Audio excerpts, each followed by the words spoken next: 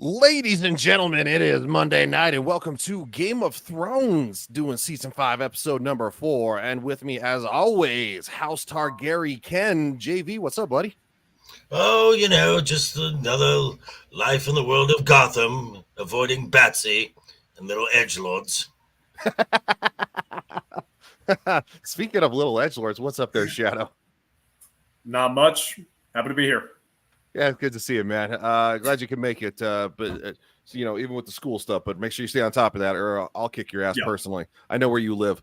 Speaking of knowing where you live, Nomi, what's up? What is it? I don't think she's there. Yeah, okay, it's me. No, I'm here. You guys just sounded like robots for a second, so I'm like, well, yeah, I'm the problem tonight. So Shadow, I'll take this one. I'll take this off your hands. And don't worry, Lily will be here. So Nomi's not a problem. Okay, cool. It's always Shadoo's fault. And speaking of edgelords, we meet the Westerosi version of edgelords in this episode. Mm-hmm. Yes. Oh, okay. Yes, we do. Okay, now sorry, I can hear you guys loud and clear now. So I just had to reposition my laptop. All right. She's having antenna issues. I am. Rabbit ears. Doing the rabbit ears. Well, because I'm stealing my neighbor's internet, so I guess they moved their router, and I guess that just didn't. What? No, that was a joke. That was a joke. I'm not stealing anything. I don't know if I believe that now. No.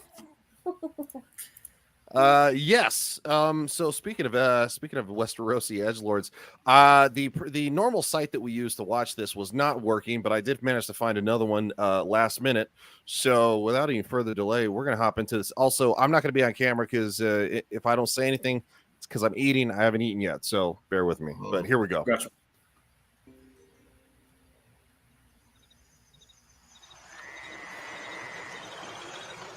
Guy just taking care of his boat, minding his own business. I know, right? Doing his normal thing. And then this big jerk comes out of nowhere. But you're a dick. Yeah, like that's how that guy makes his livelihood. How many kids are going to go starving because of what Jorah just did? Well, there is no defense for what Jorah's done, because he's got still caught up in the fields, and he's carrying that torch for McQueen. I mean, can you blame him? I mean, she's hot, sure, but I mean, she made it pretty clear: if she sees you again, you're gonna get it killed. And he thinks he's got a pretty good prize to at least pause the blade that takes his head. Also, I mean, what else does he really have to live for? He can't go home. He's got nothing. He's an outlaw still in Westeros. He brings nothing for them. No, he's not. Yeah, no, he still is. He never received his pardon. He did. Oh, yes, he did. He got his pardon, but it was intercepted, correct? Right. Which again, we had that discussion of how did that actually transpire? Right. Yeah. Okay. Well, I mean, even then, what is he going to do? Go back to his home, the place where they hate him because he was a slaver? Is he going to become a well, yeah, and later on we meet the little lady in charge, and she doesn't seem like the type of person who'll be like, "Hey, brother, come on back in." No. I mean, if the plot wanted her to be, probably. Well, yeah. I don't like Leona Mormont. But real quick, let's say hi to R2. He says, "Have a great stream tonight, folks. Thanks, buddy. Appreciate it." They're doing their thing as well. Starting here in a little bit. Boosh says, "I am so ready," and of course, we always got lurkers, which is fine. Hey, hail the lurkers, man. Do what you got to do. We'll be talking, and feel free to jump in whenever you want. Now, of course, we got Tyrion here, who a little bit louder than the other website, so I'm gonna turn it down a little bit. It's throwing him in a boat, right? Let's just steal the boat. Yeah. Tyrion's like, what the hell is this bullshit? Yeah. I just went to a brothel to look at some boobies. I was taking a pee, and now I'm in a boat. Great. Yeah. It's one of those things that he's just like, dude, what the hell? So he ends up honestly, eventually waking up on said boats, but this is not the one. This is not the boat he's on. No, this is a merchant ship. Is that estimate? Toth, said Jamie. That's Toth. The Sapphire Sapphire Isle. Isle. And Jamie gets a little. Why are we on a merchant ship? Jamie Why not gets a Lannister little bit of. Oh, that's where my friend is from. Jamie has a friend. Isn't that cute? Aw. He does have a friend. Everybody needs a friend. The kid more than anybody. Just kidding. Man. Got a friend in me.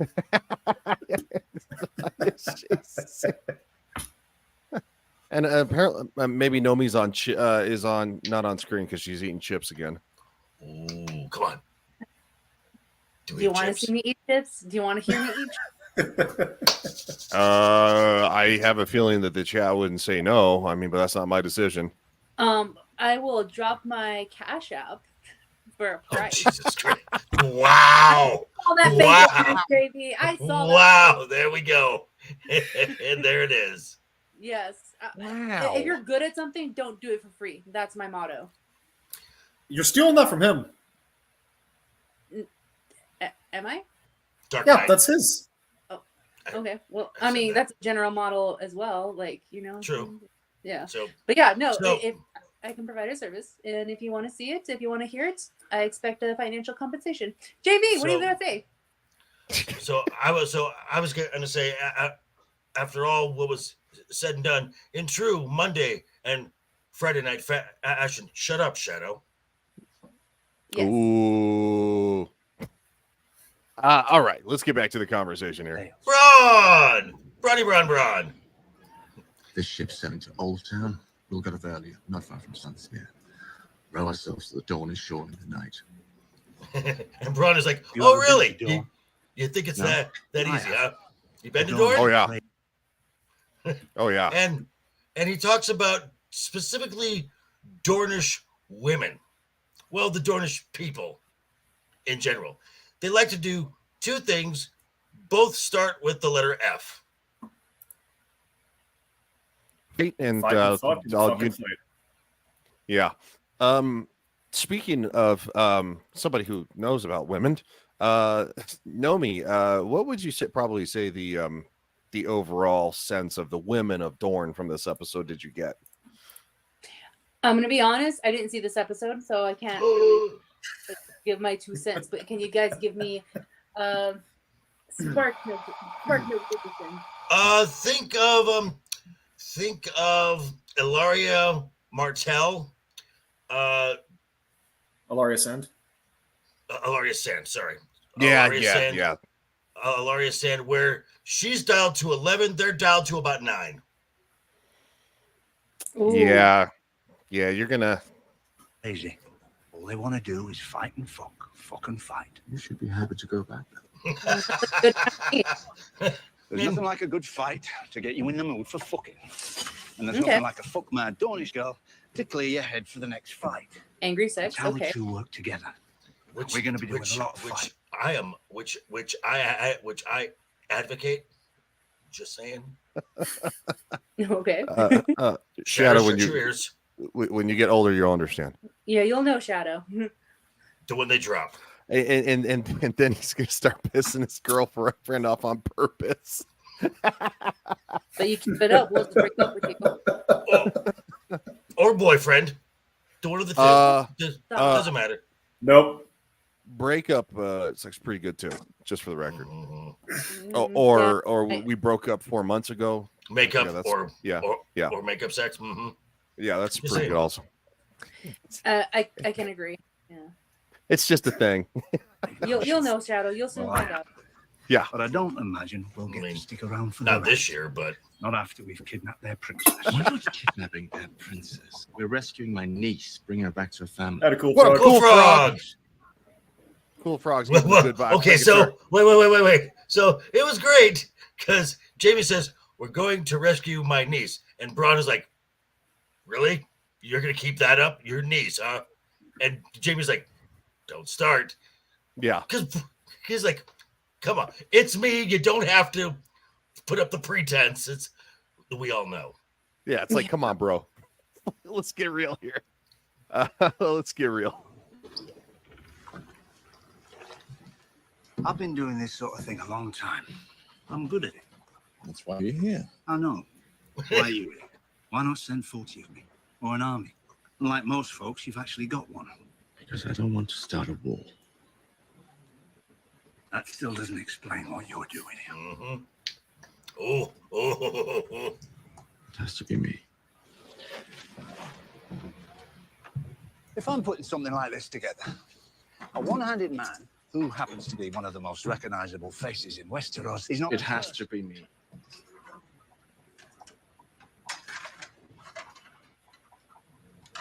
You set your brother free, didn't you? No. I bet you Braun, didn't like that. the best part about Braun, I mean, Braun comes across as just a hired sword. That is a smart guy. He sees through people like there's no tomorrow, and he's like, oh. And plus, I think it's also because, well, Bush, you're not wrong there. And it's also he has spent enough time around the Lannisters to know that, bro, come on. You don't, again, it's me. It's me. You don't have to lie to me. I know what's up. Yeah. Yeah. I'm not. Also, He's I like, mean, go ahead, dude. I mean, I'll be right back. oh, sorry. I was just going to say, I mean, at this point, basically everyone in Westerosi politics knows it's the truth. It's just the people that have everything to lose by it being the truth don't talk about it because, like, for example, Marjorie knows Tommen is Cersei's bastard. She doesn't talk about it because she loses the throne. It's not. It's only a secret for the people who would lose shit for it no longer being a secret. Correct. Yeah. JV, I've got a quick question for you. Actually, my interpretation of like Jamie like going is partly because it's his daughter, but it's also he doesn't really serve a purpose anywhere right now. All he's ever been is a guy with a sword, and he can't even swing his sword very well. So this is his attempt to find some kind of usefulness for himself. Would you say that's fair? No, I'd say he's going because like DeBouche said, Cersei will cut him off. Oh, yeah. And he's still madly in love with her. I mean, he's starting to see some cracks, but that's his true love. And if she says jump, he's going to ask how high. Mm-hmm. Gotcha. Yeah, and I think by this point, obviously, I think a lot of people are starting to feel some sympathy for Jamie because he's become a different person, and Cersei is the same old horrible bint. It's the moment where folks started to turn and start to have sympathy for Jamie is that scene when he's in that bathhouse with that bathhouse with Brienne and the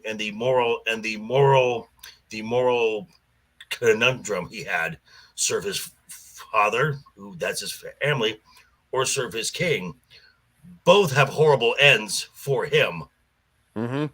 Yeah. And folks were really started to kind of turn to Jamie because up until that point, he's a character you love to hate.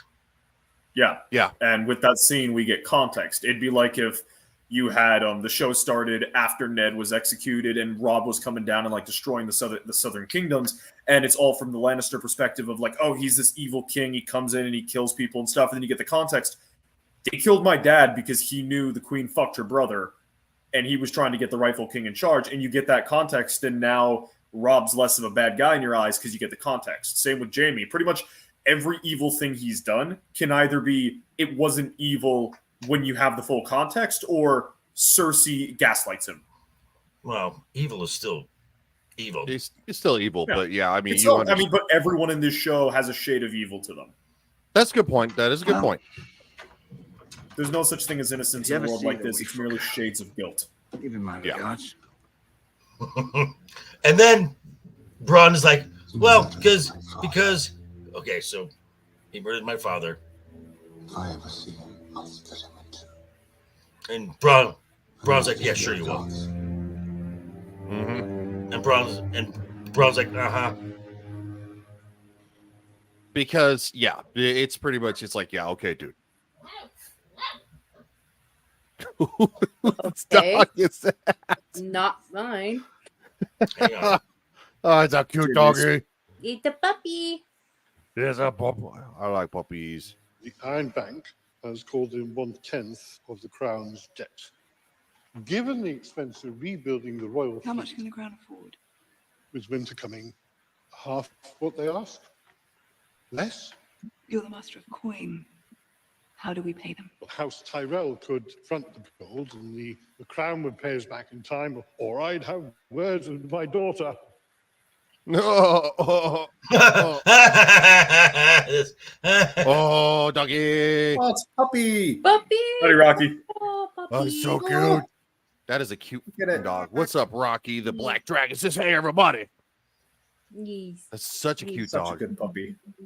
She's a mutt. So- Her name is Zena. What? And her name is Zena. Aw. I'm just gonna say, puppy. and I'm just gonna say, Mace Tyrell is even more of an oaf. He's just, Yeah. No, you He's can't just an eat it. absolute tool Do for not- everyone to use. Oh yes, hi there. Yeah, hi. Okay, time to go now. I'm about to say, the viewers jumped up a couple once we brought the dog on. I'm sure it's coincidence, but I'm gonna go. I mean, I think it's more. I think it's more the lurkers started getting active when they heard a puppy. was I think involved. so. Yeah. Rocky the Black Dragon says 50 days till Halloween. I love Halloween. I am kind of bummed out that I don't live near Universal or Busch Gardens anymore because they did like Howl Scream stuff like that. But Thanks, See Archie. R2. yeah, R2. Well, the dog is gone. See ya. And speaking of the month of October, counting the last two episodes of House of the Dragon that we did, at about mid-October, we've been on a year going in this little adventure. Really? Yeah, Whoa. I know. Holy cow. That actually deserves an applause. Where the fuck is it at? I actually have an applause button soon, so it'll be better than this.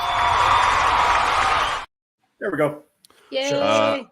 I actually got a soundboard that I should be hooking up in the next couple of days. So hopefully, if everything Nice. goes well, it should be working better. It'll be fun. See, R2 says,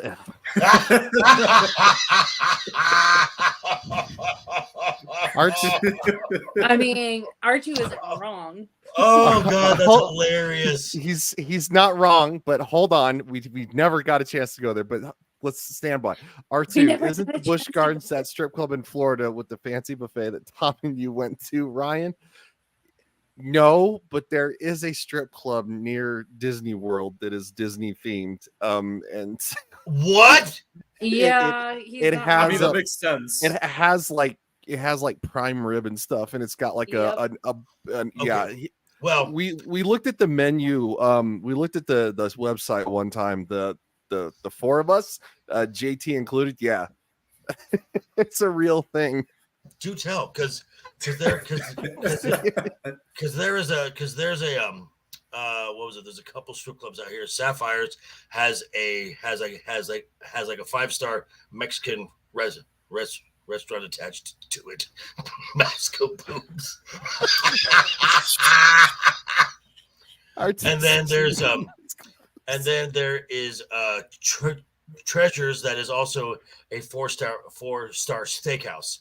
Not that I've partaken in any of the food at those Yeah, places. I think you've mentioned the steakhouse one before on a stream. I don't remember the context. Well, you know, I've gone to Hooters because I love wings. So Hooters wings are pretty. They are pretty good. They really are. Yeah. I really do like. I love me some hot wings. But real quick, Rocky the Dragon. I wanted to point this out. Says to quote the NWO, when you're with Ryan, the law enforcement can Joker voice, Nomi and Shadow of Hawk, you're in for life. You're damn right, you're in for life. NWO baby. But no, I will have to Google that maybe for the next stream, and I'll just show like the show. Or maybe a Friday show and show. There Yeah. So tune in for this Friday and we'll find it because we'll see if we can't get Tom the Rogue attraction on to confirm.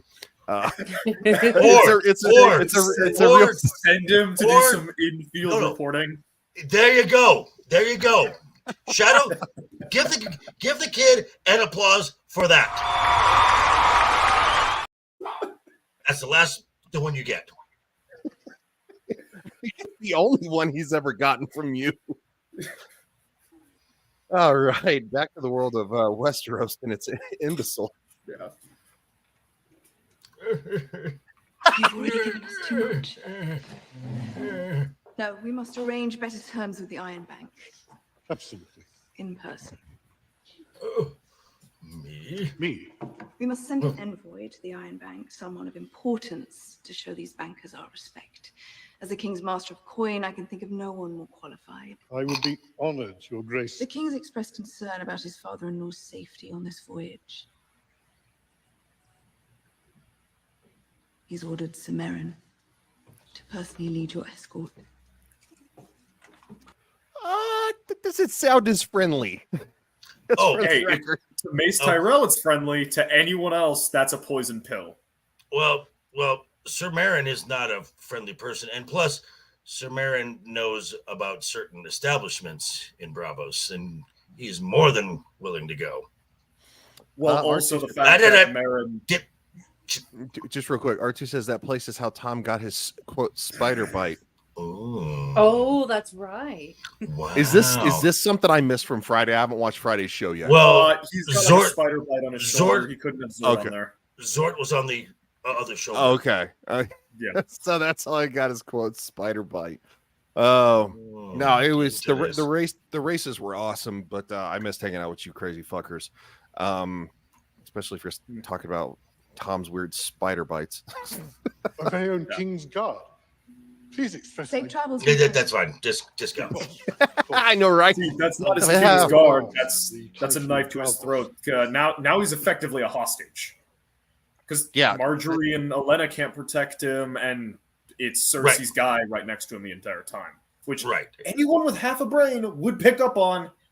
Okay. So Mace has only got a quarter of one, clearly.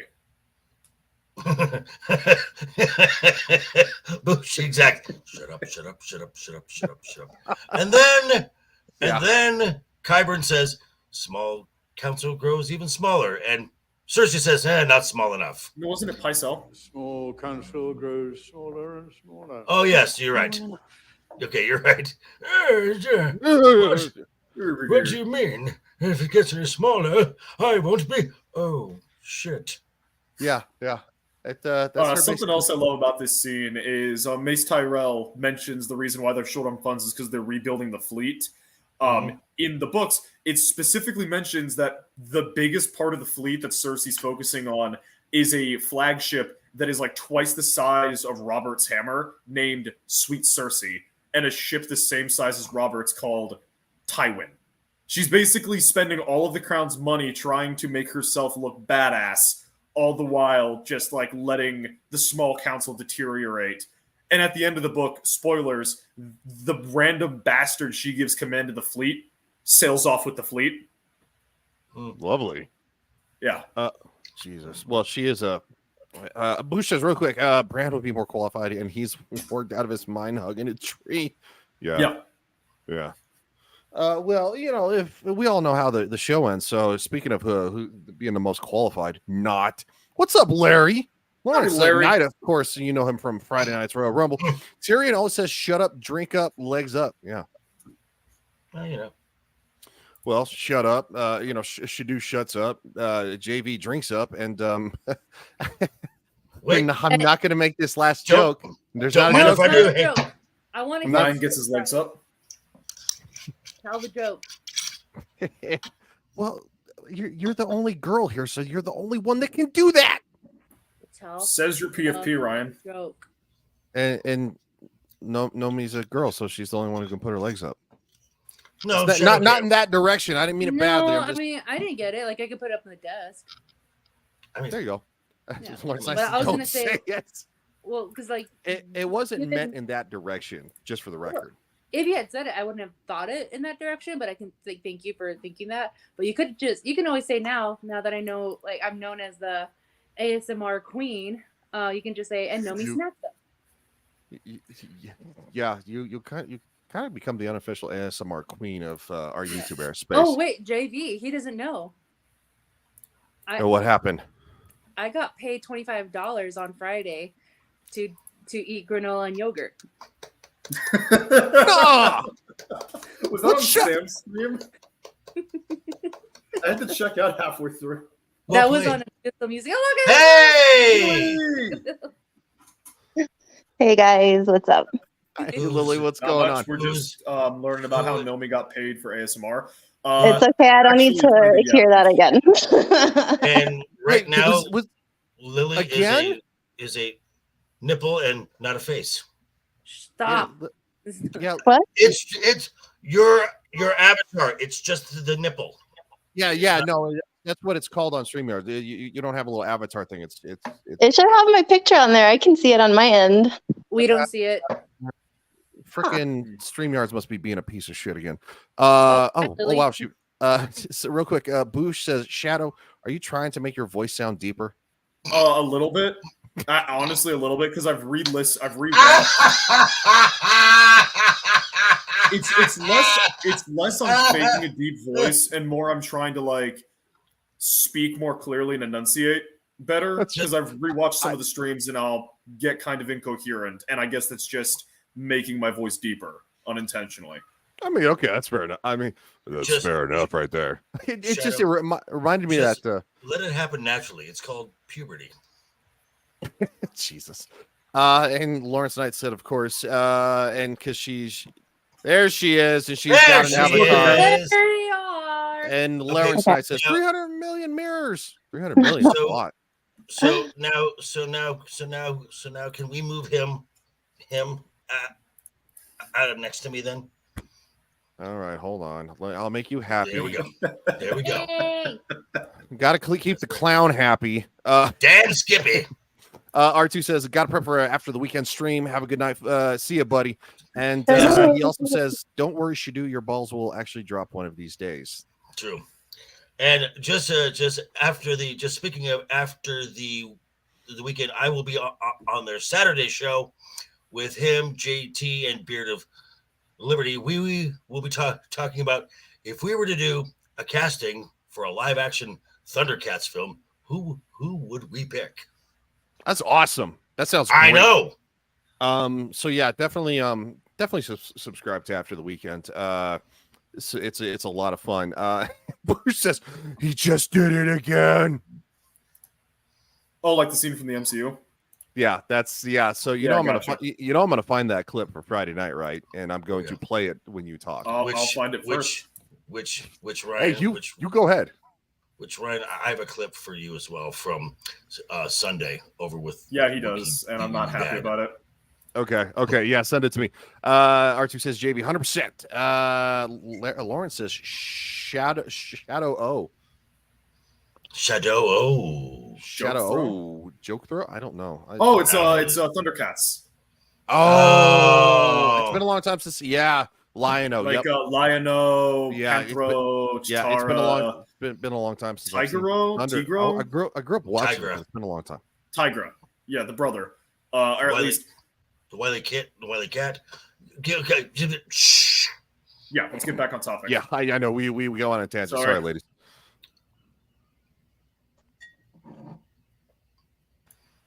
May I offer you some wine, Your Holiness?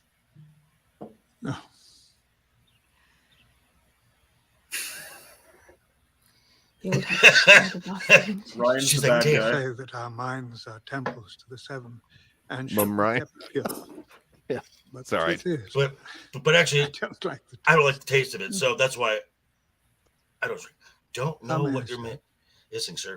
You need to All sample over Westeros, all of we it. hear of septs being burned, silent sisters raped, bodies of holy men piled in the streets. wars teach people to obey the sword, not the gods.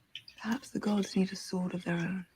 Oh no, In the this days is not a before good the sign. Targaryens, the faith No. militant dispensed the justice This of the is seven. an amazing example of what militant Tywin said is not- Cersei's greatest weakness was. She's not as smart as she thinks she is. She thinks she's given herself another tool in her belt to fight Marjorie, because in her world, you give someone a favor, they owe you a favor. The Sparrow, he doesn't follow that rule. He doesn't believe in that. He actually is devout to the A faith of the believer. seven. A Yeah, he's a believer. true believer. So And- basically, And we have, and the world of Westeros has not seen the likes of the faith militant since Maegor the Cruel when he burned the original sept to the ground.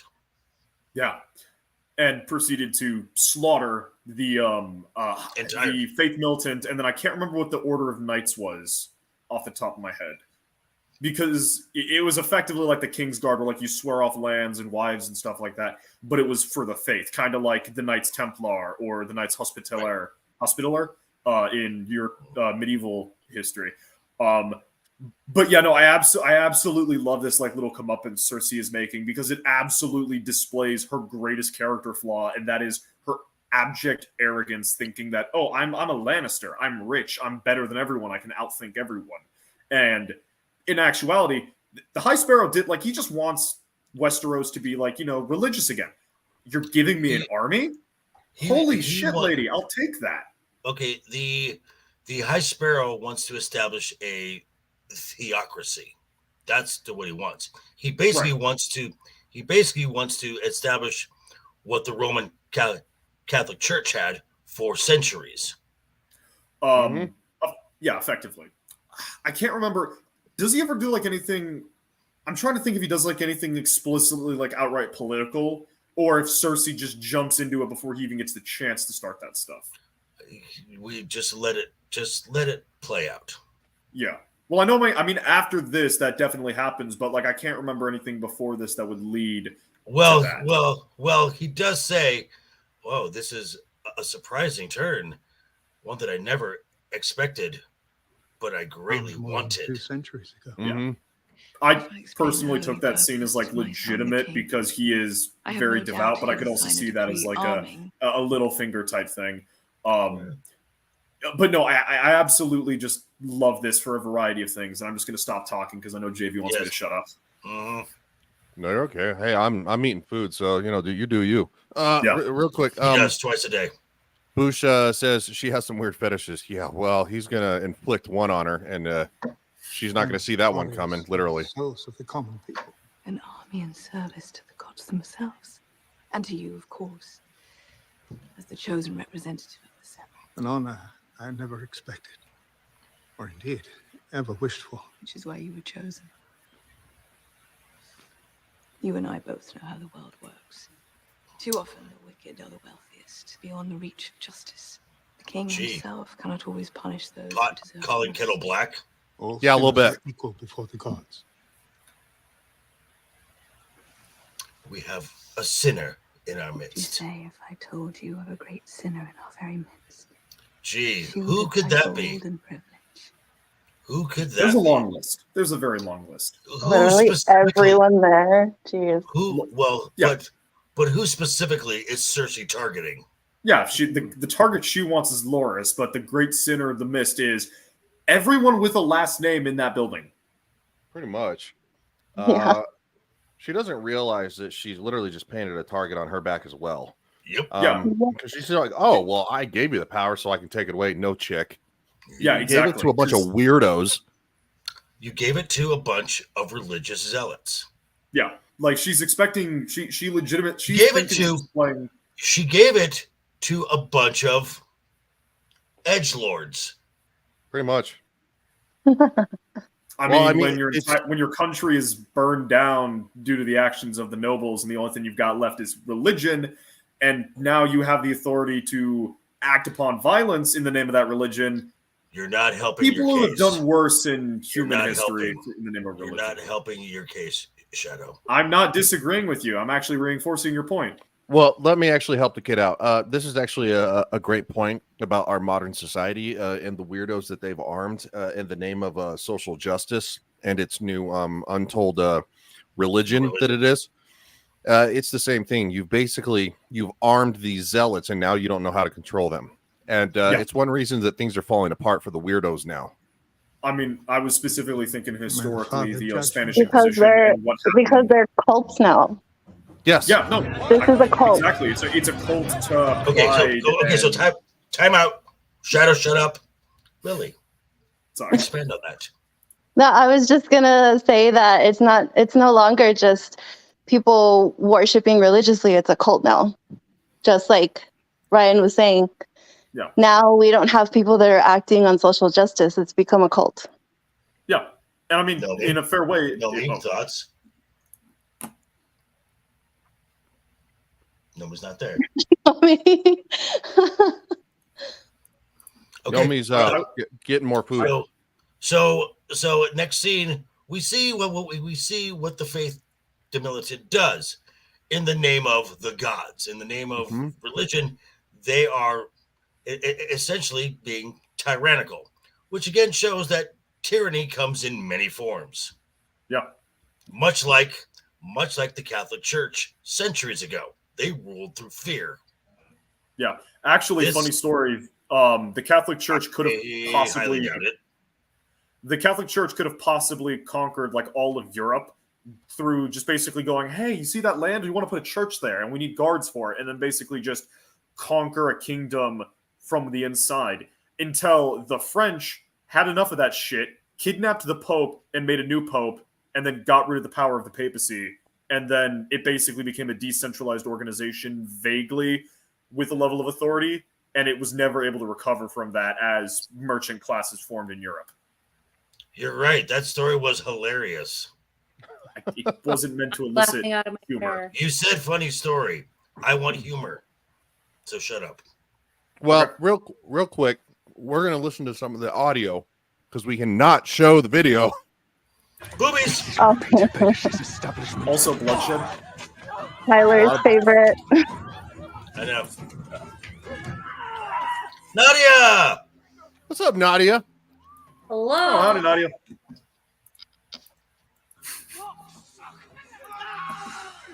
Boy, fucker. You buggering filth.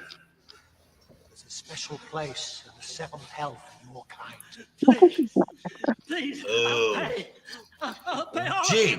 And these were folks in the brothel who had a certain proclivity for wieners.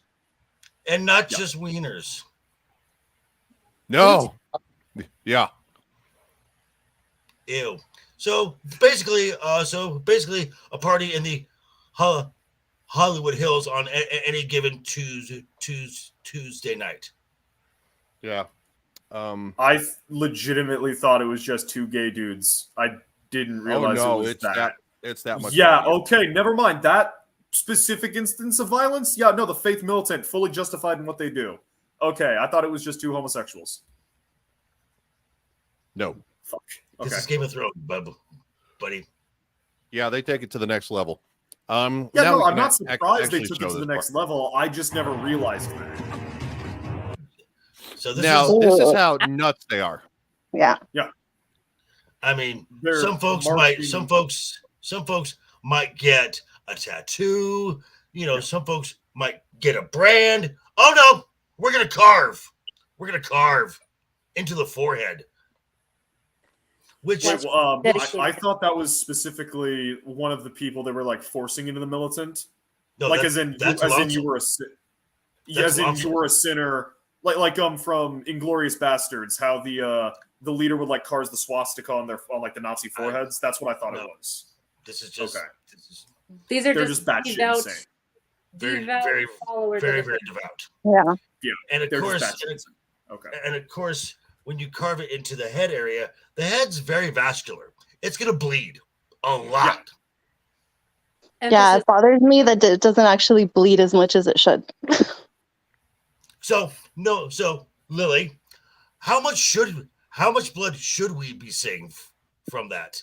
A lot. I think there's a scene like a couple of seconds from now where he gets up and you can see that it's dripping, and then in the next scene, like it's all nice and clean. It looks like it's healing already. And she would know. She is a nurse.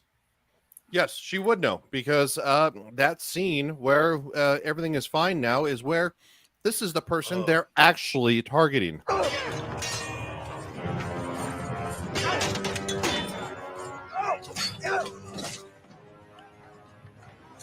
All right. Hey, how's it going? All right, cool. Hey, all right. I'm awesome. Wait, what? Don't you know who I am? Get your hands off Dolores of House Tyrell. You have broken the laws of gods and men.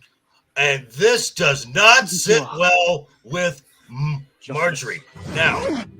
Now, we have seen Marjorie being calculating, being sneaky, being happy. We haven't seen her pissed yet.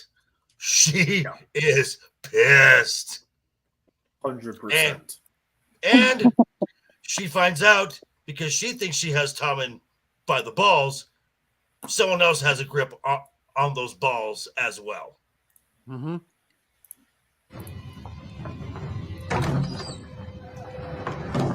Why is my brother in a cell? I don't know. Okay, again, this is just how You told me she was clueless and useless Tommen is. Tommen was always going to be this type of a king. Tommen is a puppet, no matter what. And Cersei was worried that Marjorie would get her claws in him. Tywin would get his claws in him. When in actuality, she wants her claws in him. Yeah, because Mommy's not much better. She's kind of a jerk. Unpopular opinion, I don't like Marjorie. Do tell. No, why? No, go ahead and explain. Seriously. I don't know. I just don't like her because she's always talking about how evil Cersei is, but like she's the same way. Yeah, I mean, she's duplicitous. She's duplicitous. Yeah, she's like a female Littlefinger. Well, the way I see it is like they're trying to out evil each other. Yeah. Like again, as I've But expressed I in agree the. with Lily. Oh, sorry, Nomi. Oh no, you can continue. I was just saying, like, I agree with Lily. We do have a request. Nadia says, Joker, can you say balls one more time? Balls. Balls. Yeah, so from the beginning that they introduced her character, there was just something about her that I didn't like. And then as time went on and they kept kind of like showing how she was, I was like, oh, okay, this is why I don't like her. Okay, so as I said earlier, I will say this. Hang on, kid. Yeah, I stopped. I will say this. I have loved the performance that Natalie gives Marjorie. Marjorie. Oh yeah, no, I mean, I'm not saying anything against her acting. That's why I don't like her, because her acting is great. Okay, so good. But no, Marjorie, it's not. Yeah, it's not her. The Marjorie was kind of established as she's right around the same age as like Sansa and a little bit younger than Rob, John's age, kind of in all the same age range area. But she is the most politically smart of all of them because of who Grandma is. Because Grandma is one of the most. That is a savage bitch. That is one savage bitch, and I love her. Yeah, because even in the book, they kind of obviously they give us more information, and Marjorie's like even worse in the books. Really? Yeah, I believe it. Oh. So that's why when I see her like on screen, in my head, I'm like, ooh, she's doing all these other things that are happening in the book too. So yeah, I just don't like her. Yeah, back to the point that like Lily was mentioning about like she's duplicitous, she's evil, she's basically the same as Cersei. As I said earlier, there are no innocent people in this series except for children. There is shades of guilt.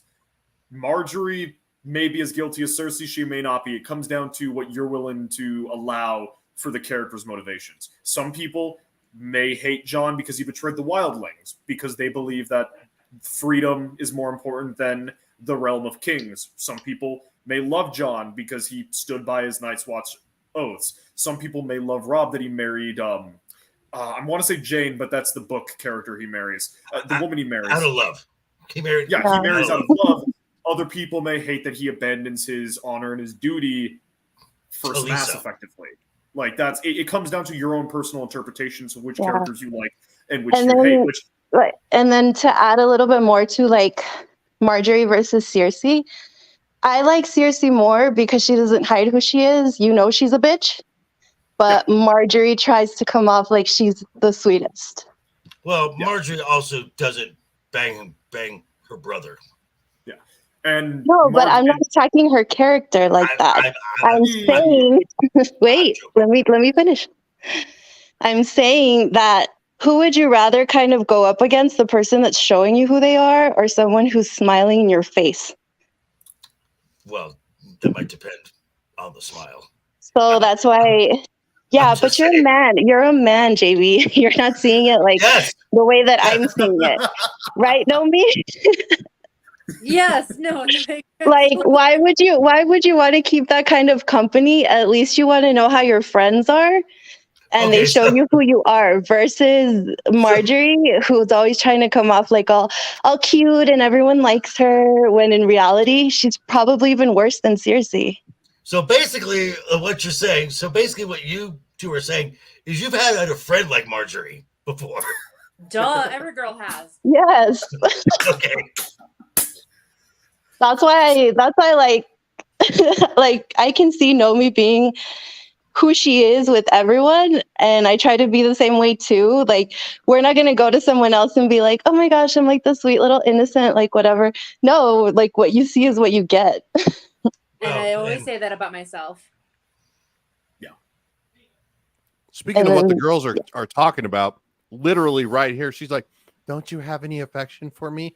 And he's like, and of course, Tom is all still sprung, like, "Oh, so if I do this, we're gonna have fun tonight." Because he's a stupid man. Oh, wow. He's also a child. Whoa! What up, DJ? Whoa! DJ's already laughing. Tom okay, is little boy, stupid right now. Stupid little boy. There we go. Is that better? That's fair. Yes. This kid is sporting wood right now, and ain't nobody touched nothing. He's like what, 14 in the books, or not 14 in the books, 14 in the show. I know he's like 8 in the books. He's like 14, 15 right now, right? And then he goes to Mom. He's like, "Mom, what'd you do that?" "I didn't do anything." Mm-hmm. Oh. Yep. But Mom, pretty girl won't let me touch her if it's a. Well, I'm sure you can. Well, see, Boosh, the difference between Marjorie and Cersei. Wow, Boosh. Cersei, when she does that, it's more out of like, it's more civil. She's not like shouting at people or making demands of people. It's all an air of civility because that is expected of a noblewoman. Unlike Marjorie, who basically beats around the bush and makes you think it's your idea. Cersei goes, "I'm daddy's daughter. I have a lot of men with swords. Do what I say or I fucking kill you." But she doesn't say the fuck word. She says it nicer. Well, Marjorie has the same thing. She has the second largest army. And as of right now, she is the head of the richest land in the entire Seven Kingdoms. They are basically they are keeping the Seven Kingdoms afloat. So yes, she is also doing a flex.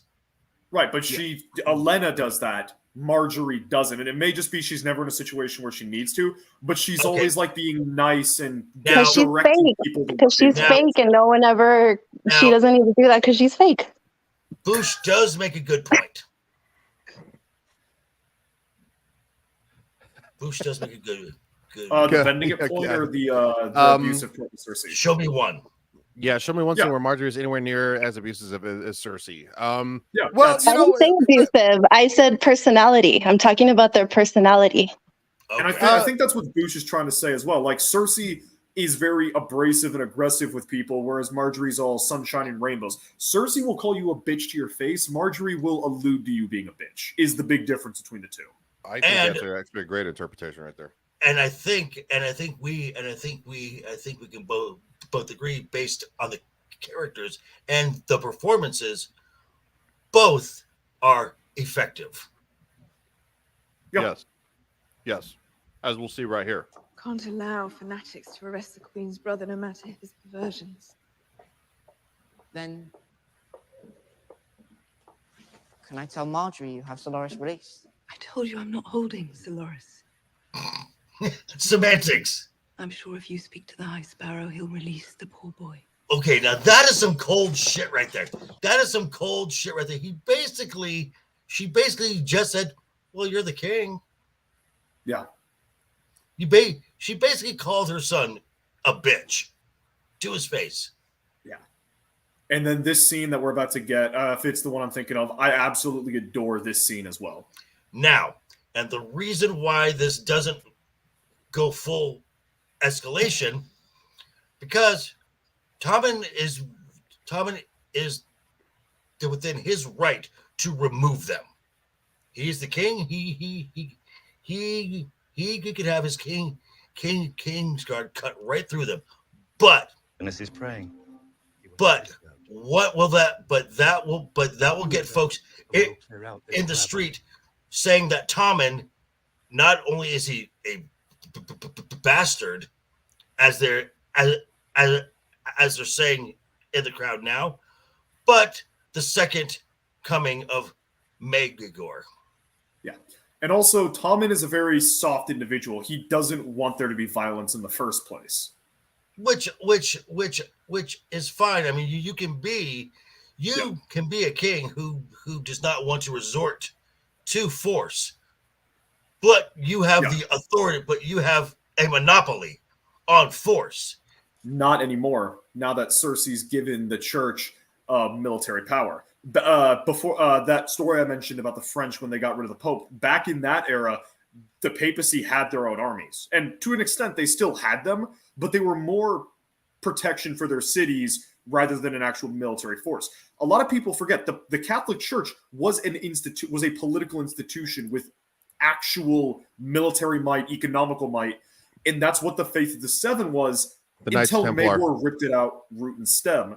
And then Cersei just gave them the military might part. In the books, it explicitly mentions that after this, the Faith of the Seven begin recruiting hedge knights and arming their soldiers with plate and actual weaponry. So instead of just being a bunch of thugs with clubs, it's an actual military institution that can rival the Lannister army for numbers and equipment. Because it's the fucking church. Ultimately, at the end of the day, Tommen backs down. And he's going to pay for it. He's going to pay for it. Because he's giving more authority to the church. There was no way to free Solaris without violence. You're the king of the Andals, the lord of the Seven Kingdoms, the protector of the realm. And you let a band of fanatics imprison your brother by law. I'm going to speak with the High Sparrow. Are you? When? I don't know. You don't know? He was praying just now. See, she's showing who she is right there. Yeah. I had to send word to grandmother. Will you come back later? She is pissed. She's only nice to him so long as he's giving her what she wants. Yeah, well, I mean, that's everyone in this show. I mean, yeah, but in comparison, because everyone's like, "Oh no, Marjorie's the good one," and I'm like, "Okay, sure." Oh, you mean IRL? Wait, you mean like people IRL try to defend her as like a good person? Yes, everybody's always talking about how Marjorie was like the nice one. They're fucking sheep. Wow, Lily, you really hate Marjorie, huh? Yeah, I don't like her. Tell us more how you feel about this.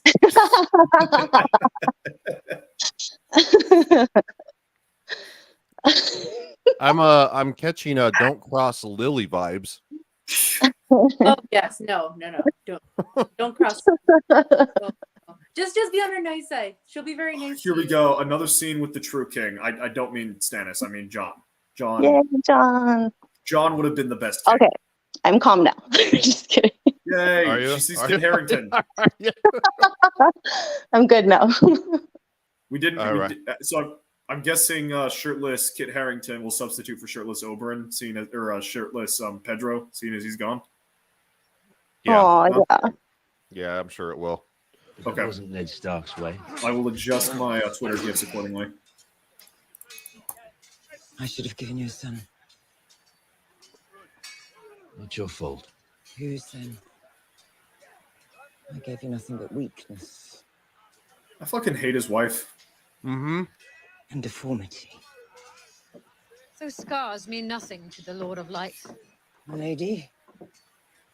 Her father's the Lord's chosen king, and her father's blood runs through her veins.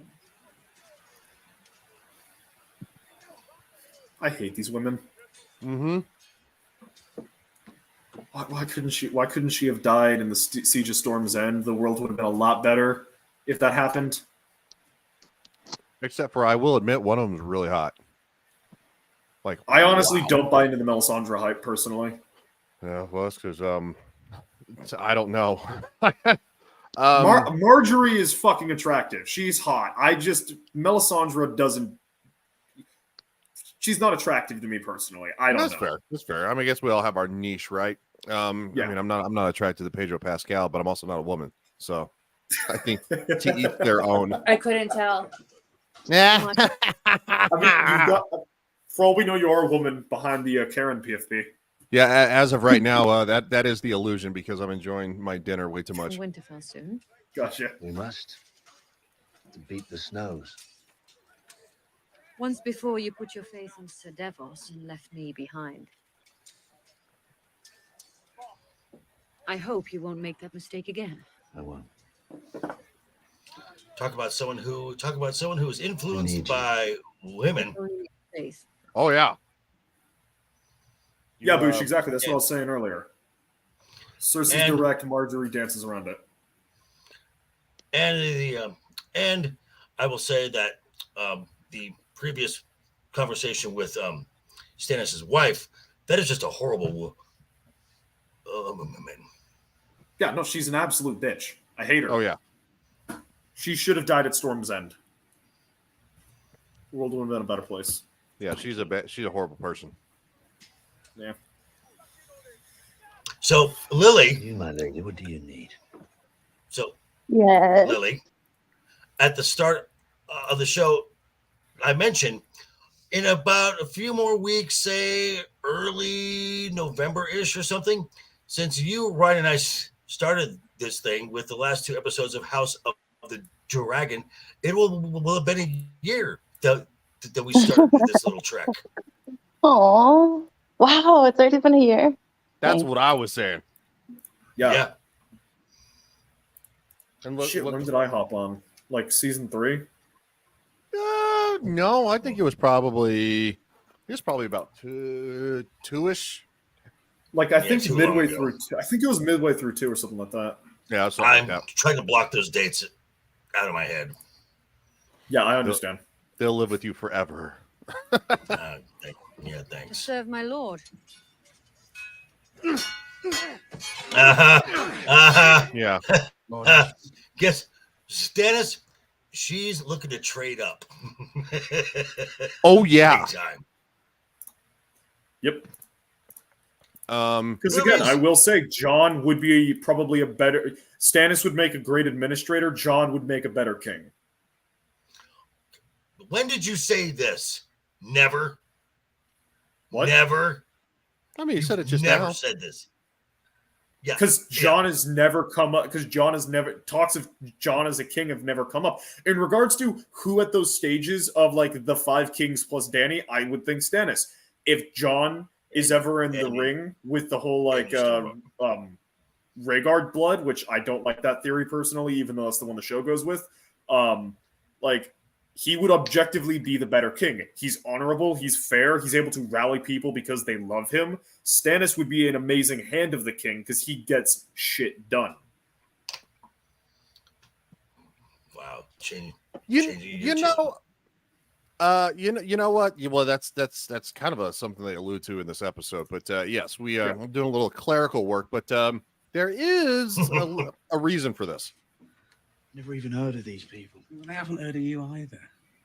I love Sam. Sam is just great. How many men does this Lord Mason have to send? Their friendship is amazing. Lord Wibberley. Yes. Ladies, don't you just love Sam? Yes. Yes, ladies, do tell. Hilarious. Seriously. No, Nomi? Nomi, she keeps disappearing. Oh, it's because John and Sam are just two good guys. Right, just two buddies who unlikely friendship, who, had they not gone to the wall, would have never met. Yeah, yep. True. It's very true. Had Sam been born with a backbone, things would have been very different, as opposed to earning his backbone. Well, now it's all silent. We're just gonna see how long you're gonna sit there and before you talk. Don't you have a clip? Don't you have a clip? Oh my gosh, Brian. Oh my God, who the hell cares? No, not that one. I just wanted to play that one personally. This is the one that this is the one that everybody was talking about. I'm in danger.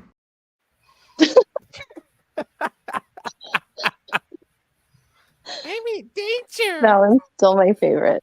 It is. It's funny. It's funny. It's great. and okay, notice how Sam was like, so and so's name, so and so's. I'm just gonna put this one right down here.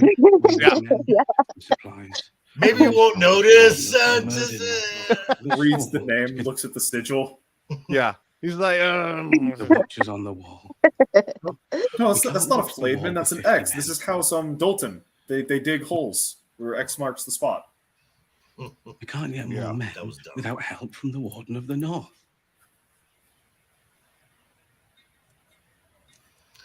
John's like, fuck. Shit. All right. God damn it. Yeah, he's pissed now. Now he's pissed. Like he's like, I don't care anymore. I'm done for the day. Sam, take care of the rest. Just go. Yeah, that and speaking of taking care of the rest here. Oh, the bitch. My lady. Sam is like, should I? Okay, cool. Because he does have a thing for gingers. Yeah, he does. Lord Commander.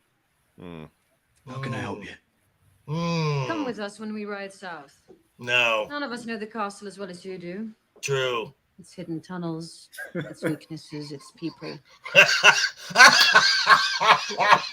Booch, that is great. Oh, God. Bush says, just a dude getting booty and the best wingman ever. Quote, John killed White Walkers and led the battle against the invaders. Yeah. Sploosh. And Bush says sploosh. Sploosh. Yeah. Winterfell was your home once. No shit. Don't you want to chase the rats out of it? It's not my job. Castle Black is my home now. Night's Watch take no part in the wars of the Seven Kingdoms. There's only one war. Life against death. Oh, no. Oh. Let me show you what you're fighting for. You're going to show me some vision in the fire. And she get real close. Forgive me, my lady. Yeah. I don't trust visions. No. She gets it. She. And I have paused it for a reason. We're not going to play. Just going to show the right before. She is right over him. Direwolf. Hidden tunnels. Wrong one. Don't know. Yeah, another one. Hidden tunnels. Yeah, that's okay. Well, the problem with demolition with with the Melisandre, though, she's naked half the time, so her tunnels aren't really hidden. No, they're not. No. She uses them to her advantage quite a lot. Okay, we are off screen. Good. Yeah. Okay. No magic. Given the shadow baby she birthed, wouldn't it be more hidden caverns than tunnels? Yeah. Shadow. Holy crap. John's speechless, by the way. I don't blame him. Yeah. That's what I okay. said there. Because the clothes are covering it. Let's just say her shirt's open, but the way it's draped, you can't see anything right there. Right there, you can't see anything. No. Yeah, you're splitting hairs here, Ryan. Yeah, well, that's all I'm going to show. That's the last part.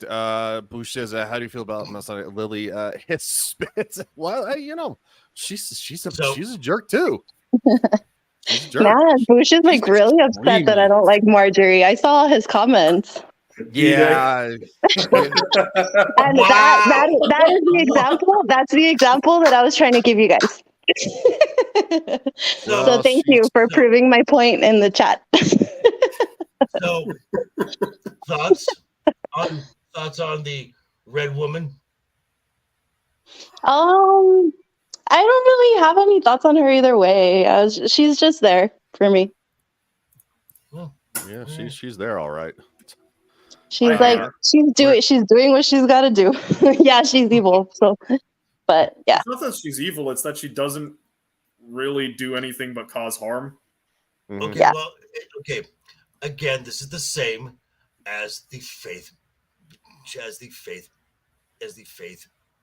militant. She's a zealot.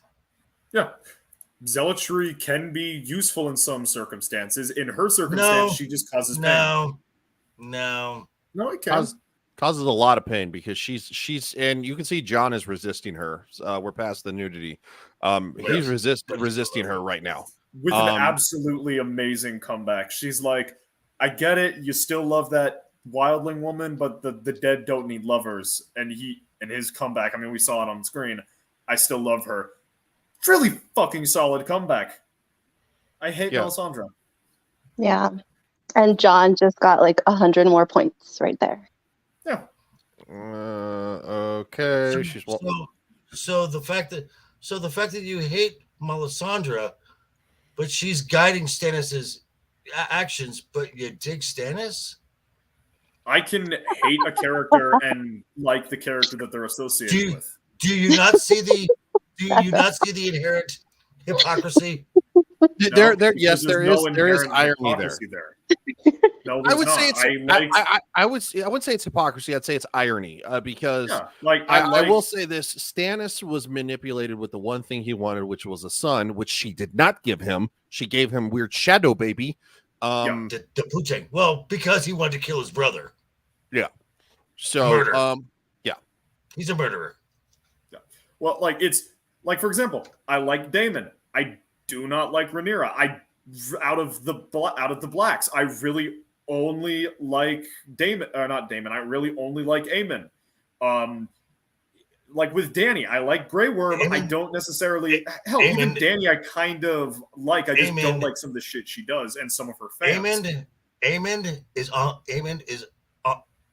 the greens, and the only reason. Yeah, sorry, I got them flipped. I meant greens. The only one of the greens I like is Aemon. And the only reason you like him is because he's violent. Well, also he played a character in a different show that I really liked, who was the opposite of an edgelord. What? The actor played Osberth in The Last Kingdom, the baby monk. Bush's shadow only likes one of them blacks. Oh my gosh. Wow. Clip that. Clip that. Political section. Clip that.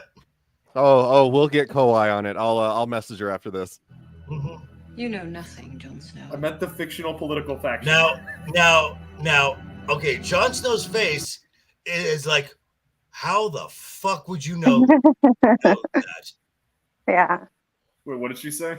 She left my boy all spooked.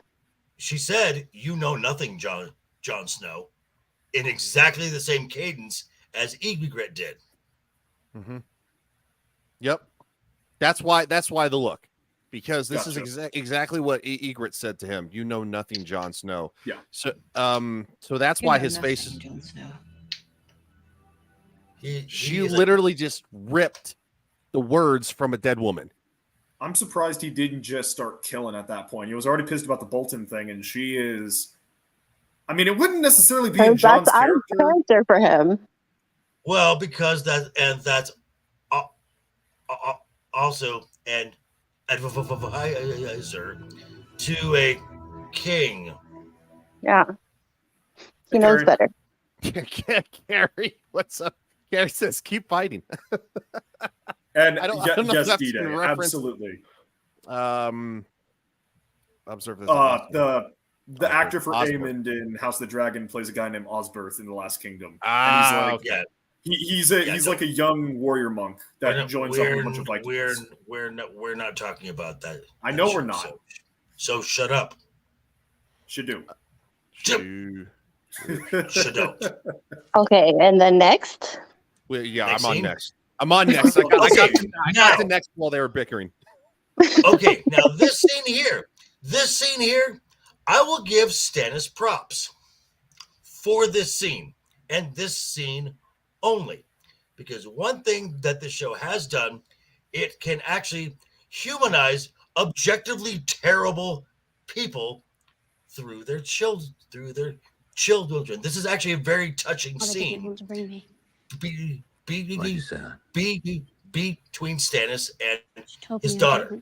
So you get to see a little more of the core of Stannis, not this outward, not this outward, mostly true, but a facade of who Stannis is. Stannis is really a loving father. He just doesn't know how to show it. Yes, he doesn't know how to. He can't really show emotion, and I think it's partly because he saw his parents die, and he had no one to help him through that. The Dornish trader landed on Dragonstone. His goods were junk except for one wooden doll.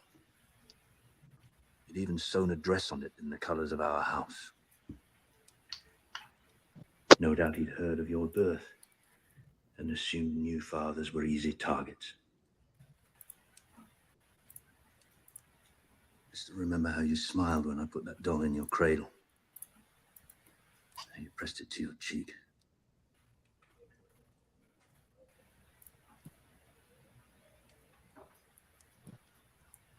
By the time we burnt the doll, it was too late. I was told you would die, or worse, the grayscale would go slow. Let you grow just enough to know the world before taking it away from you. Everyone advised me to send you to the ruins of Valyria to live out your short life with the stone men before the sickness spread through the castle. I told them all to go to hell. I called in every maester on this side of the world, every healer, every apothecary. They stopped the disease and saved your life. Because you did not belong across the world with the bloody stone man. You were the Princess Shireen of House Baratheon. And you are my daughter.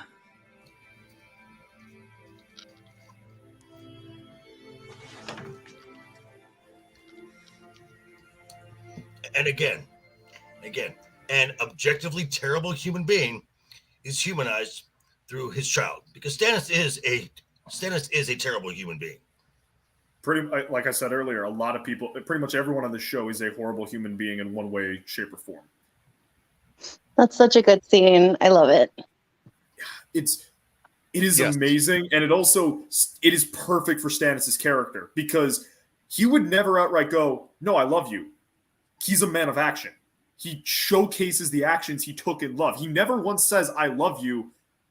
This is what I did because I love you," without ever saying the word love. So really fucking good writing. Real quick, Lily, did you want to add to that at all before Nomi, before we move on? Lily? I have nothing to add on, but wait, I do actually. I need to go, guys. Okay. You have a hot date? With my sister. Hey. Hi, sister. She's still single. No, my sister's not single. Not, Come on, that's funny. Ryan, not- if you were single. Not today, not too- fellas. Just today, guys. Wow, not. She is talking to you two now. Yeah, you have to be careful with this crowd. No, I think she's just talking to me because I was the one that said it. I think Shadow got left out of that one. Just kidding. I'm Well, not.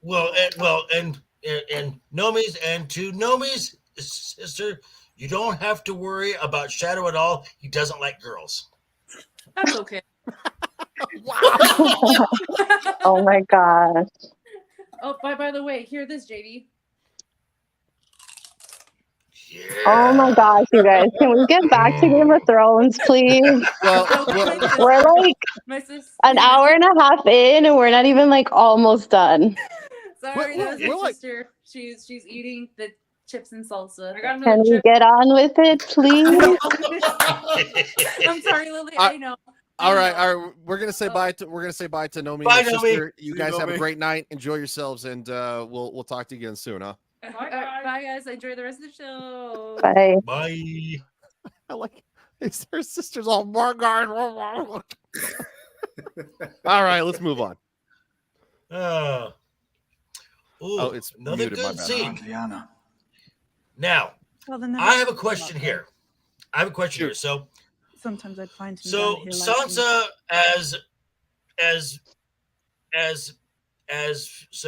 as Peter and Sansa talk about the history of Lyanna Stark and talking about Rhaegar Targaryen at this particular tournament, and Sansa says yes, and then he kidnapped her and raped her, and Peter gives her a look. So, is anyone else thinking, oh, so that's what you've been told? And does Peter really know the truth? I think it's I know it's been a while since I've seen it, but there's like a solid theory that Peter knew exactly what happened, and he saw a chance to start the war and he took it by saying Rhaegar kidnapped her, not they eloped, because that is what sent Brandon and that's what sent Eddard's father and brother to King's Landing, and is what got them killed. Yep. Because So he knew. had they The father knew. eloped, that would have caused a problem with Dorne. Well, Dorne's not a big threat against a united six kingdoms, but you divide the kingdoms and have the North, the Stormlands, and the Eyrie against the throne. That's a much more advantageous gamble. So, Ryan, your thoughts, and then Lily's thoughts, just based on the looks that they give. I'm actually kind of leaning towards that, to be honest, because I think Littlefinger has had a lot of let's say ambition since day one, right? And he's made it his mission since he was young, because he was never looked at in a fond light. Nobody looked at him. Everybody looked at him as like this little kid of like, oh, he's just a simple boy, whatever, leave him alone, right? Even when he challenged for Brandon Stark. Yeah. Well, even when he challenged Brandon Stark, he basically just cast aside, just like, and it's like, well, I saved your life, right? And that's what the whole story is, and he's been bitter ever since. And I think it started very young, and yes, I think he caused a lot of this. Yeah, so I mean, Lily. Yeah, we'll let Lily go first. No, yeah, when I was watching it, I kind of got the same sense too, because he gives like a little pause and a look. So that's all you need to know, that he knows what really happened, but he's not going to tell her. No. Because if he tells anyone that no, Rhaegar was actually a very decent, upstanding guy. He was nothing like his father, and Rhaegar would have made a great king. But And then that story that he told her, I haven't read it in the book or anything yet, but do you guys know if that's like true? Like in canon or whatever? I believe Because I was going to say, that's like the only messed up thing about it. Like, okay, he could be in love with somebody else, but to do it so openly in front of everyone, like, that's, oh, yeah. Yeah. I was going to say a bad word, but I'm not going to say it. Oh, yeah. How he gave Lyanna Stark the thing. Yeah. No, oh that my actually God. happened. If I would have been like, if I would have been Elia, I would have done something and written home and been like, all right, you guys need to do something about this douche over here because I'm getting tired of this. I think that's honestly what happened. So hold on. I want to hear this. So I want to hear this in full context. Yes. Lily, you are Elia Martell, and your husband has just ridden past you after he's won a tournament. He's got the wreath of the maid of love and beauty, and that's expected to come to you, and he goes right past you and gives it to someone else. Your thoughts, go. Well, she's not me. She sounds like she's much nicer from what I gather in the books. But yeah, that wouldn't sit well with me. Even if you're not in love, you're being openly disrespected. I don't care if he's the king. Like, that's so much disrespect. Like, you don't have to love me in private or anything, but you have to respect me in public. Okay. I'm fine with that. I mean, I don't disagree. Yeah. And I don't disagree at all. Because and that was probably like his karma. They came back to him for not hiding it better. Look at well, I mean, if by karma you mean the blunt end of a warhammer in his chest so hard that it shattered his armor. I mean, I guess, but that seems a little extreme form of karma. Also, what happened to his children when the mountain found them? Yeah, that's not. I mean, also it's messed up, but he has responsibilities. Yeah, but then again, hell hath no fury like a woman scorned. Yep. Yeah. But I guess Elia just didn't care enough or whatever. I mean, I don't know. We don't get a lot of information on her. I think it was explicitly stated that she wasn't exactly like she. I can't remember the phrasing, but it was basically like they were worried. Rhaegar really, really wanted a third kid, and people were worried that Elia would not survive giving him a third kid. I think she wasn't very strong. I think. Well, no. The Lyanna thing, why he picked Lyanna was he found the Song of Ice and Fire prophecy. Like with the House of the Dragon, people are questioning. He found out about that. He was told about that prophecy, and he decided to. So hold on. So let's go with the TV shows and the established canon now. Yeah. Yeah. No. So Rhaegar found the dagger and read the prophecy that was embedded. Aerys told him, one of the two. He found out about. I don't remember exactly how, but he found out about the Song of Ice and Fire prophecy, and that's what makes people think. Okay, wait. So that makes sense because Viserys said this prophecy is passed down from king to heir. Yeah, and that's why he passed it on to Lyanna.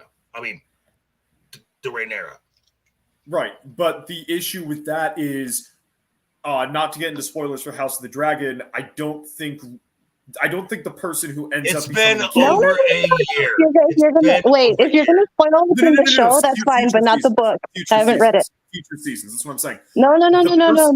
I haven't read it. Okay. Kill the bottle. Fine.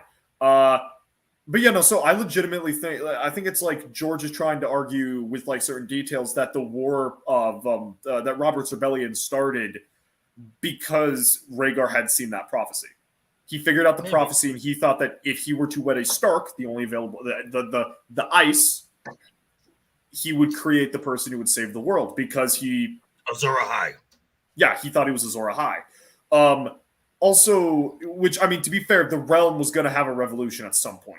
like a 300-year dynasty without dragons to maintain things in, and Kate's like heiress. That's so sad. So sad. Viva la revolución. No dragons. And no dragons. Lily, come on now. Does it not sound awful? Yeah, that breaks my heart. Thank you. Breaks mine too. But, Speaking of, I was just gonna add. I think I have to go back in the books and find it because I think they do actually kind of describe everyone's personality. Because I think they said that Doran and Elia were like the more calm ones, and like Oberyn was the one that was a little more wild and stuff. So I'm guessing that's why Elia was like, "Okay, well, there's nothing I can do about this. I guess I'll just take it." So basically, they were the mild in the. So they were the mild. So they were the mild in the spicy that is Dorne. Yeah, which is weird because because Dorne is spicy. Yeah, and we're gonna get there. We do need to get through this real quick though. This is important right here. It won't be for long. How do you know?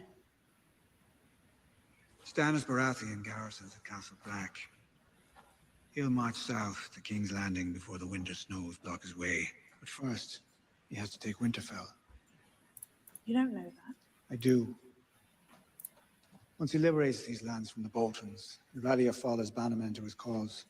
With the North behind him, Stannis can finally take the Iron Throne.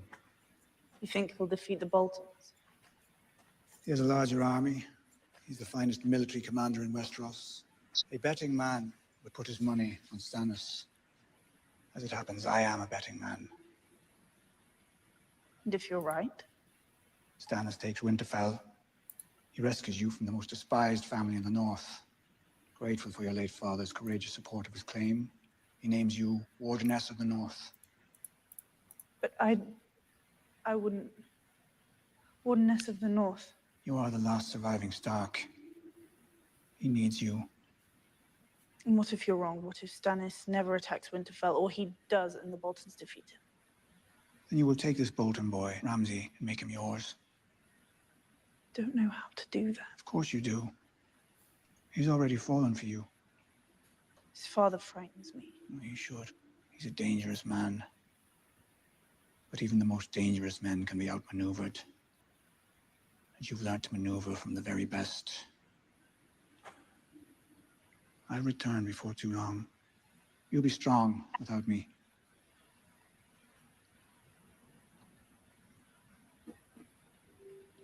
Oh wow, I must have had my nose in my phone at this freaking point. Hold on. Holy monkey. What in the hell? I forgot he did this. Oh yeah, he kissed her. Yeah, yes. Yeah, he laid one on her, dude. Yeah. And this time she didn't quite resist. No. Wow, I must have had my face in my phone for a second because I completely missed that. Thoughts? Yes, I would like to know a lady's thoughts on that one because that's a creepy moment. It is, but I think Sansa's like, I'm trying to see it her way. I mean, I guess she's been around Littlefinger for so long that she thinks that he's doing all this stuff to be nice to her, and she's scared of Ramsay and the Boltons, so she allowed it because she doesn't want him to be mad at her in case she needs him later. I don't know. But the fact that that's her uncle by marriage? I mean, yeah, uncle by marriage. It's not Fiercey and Jamie. I think she's enjoying the attention of an... Oh, go ahead. No. Lily's got more insights. Go. Oh, no. Well, you were like right on track, too, because notice how she's dressing now. And notice how she's had a big change since she was at the Eyrie, right? Yeah. When she like unveiled the wardrobe change of like trying to get people's attention. Yeah, because after she lied, she learned that now she's got power. So all of a sudden, she's acting different. She's dressing different. She likes it. Okay, so So let me ask you this. So do you think she's playing along to kind of, so do you think she's maybe looking up to him, but also like, I'm going to keep him close because the closer I keep him, the more I learn, the better I get at this. And eventually I'm going to be, this not so scared little girl anymore. I'm going to be a force to be reckoned with. Yeah, because if she like refuses him, he's gonna feel rejected. He's not gonna want to be around her anymore, and then she loses someone who she thinks she can go to protect her. Right. Okay. I'll personally say, if it wasn't for certain details later on, that's the interpretation I would take. That this is her continuing down the route of the manipulator, of the spider weaving webs. But there are things later on that completely and absolutely contradict this, but also things later on that also support this. This is one of those things where I feel like they just wanted to do this scene to have like shock value rather than think about the characters at this point. Because, but it's easy to say that now because we are playing in hindsight, and we're also ahead of these characters too. Yeah. But, like, I mean, even if we go back to, like, for example, the tavern with Brienne, like, Brienne walked past Sansa for what long term? Like, for the fight scene to ensue after that. Like, that's basically why that scene happened. It happened for, look at these characters interacting and look at this chase scene, jangle keys. That's the scene I'm getting from this vibe with the hindsight of later seasons. Okay, but Shadow, that's not jangling keys because that's not fan service because this is all fresh to us. Okay, then my apologies for using that point. Yeah, we're watching it and I guess giving commentary as if we don't know what's coming in the future. Right. Okay. So basically, had you used the term plot convenience, okay. Yeah, that's in my head. That's what I was thinking. Or shock value of she let him kiss her, but she knows what he's done. But like, ooh, what's going on here? And then it doesn't matter later on because they're not consistent with Sansa's character. That's what I was trying to say. But we're gonna learn that later on. So yeah, okay, okay, yeah. Next scene. All right. So the next scene actually, we find Jaime and Bronn. They have made it to the shores of Dorne. Dorne. If you want anybody to say any type of actual foreign language right, ask Nomi or Lily because I'm a white guy and I won't do it properly. No. You mean you can't roll your R's? No, I can if I really want to, but it's just funnier to sound like a white guy. But anyway, ultimately, the ship captains rats them out. Of course. And Bronn calls it too. Yep. This is Darnell. You're from King's Landing. Action gave me away. Flea bottom. Whelped and whipped. Why are you here? Our ship capsized in the night. We managed to swim ashore. It's a near thing, really. Thought the sharks would get us. There are no sharks. Now, in this moment, Bronn gives Jaime a look of like, you just said the thing you shouldn't have, because Bronn knows there's no sharks in the water. Right. But Jaime doesn't. Yeah. Oh, those were shark fins. Dolphins, maybe. Throw your sword in the sand. Okay, so this there's no need for this. So this is a callback to earlier in the episode where Bronn asks Jaime, "Have you ever been to Dorne?" No. Okay, I have. So basically, that's let me do the talking. Yeah, it means shit it. And plus, of course, you can kind of like tell in their accents too, because Jaime doesn't talk like Bronn. No, you're very correct on that. Ultimately, so wait, so are you saying Jaime is a gringo? No, I'm saying like they both have like essentially English accents, right? But Jamie sounds a lot more educated and like highborn. Okay, gotcha. Also, And then Braun just mentioned that he's from Fleet Bottom, and so they're like, okay, why is this like low-born guy hanging out with someone who doesn't sound like him? Okay. Gotcha. Hey, this is actually a pretty cool comment from D-Day Direwolf. He says, yeah, holy shit, man. I think this is where everyone started wearing more darker, muted, modern leather outfits than the more period appropriate and colorful clothing and armor. Interesting. Yeah, that's an amazing point because I remember that's a good point. Jason Kingsley. Shadow just sported wood now. I know. D-Day. No, I was going to say that Jason Kingsley, the owner of Rebellion, the guy who does Modern History TV, mentioned a while back that medieval battlefields would not be like singular colors like these drab dark browns. They would be vibrant colors of personal heraldries and flags and armor painted to associate with your house's color. The medieval period, it was incredibly vibrant and beautiful because, I mean, like they liked pretty things as well. They didn't have like, the same amount of pretty things. Like I've got a dozen shirts in my closet, but the stuff they had was colorful. So thanks, D-Day. I didn't catch that. Yeah, no, that's actually an awesome point. Go ahead. What's up, Lily? Go ahead. I was gonna say it's like the Kendom when all the Kens are like fighting each other. Everyone's wearing super bright clothes. Yeah, exactly. I just like to say for the record, myself and JV are the only ones who are sporting our Ken names. Shadoo's dropping the motherfucking ball.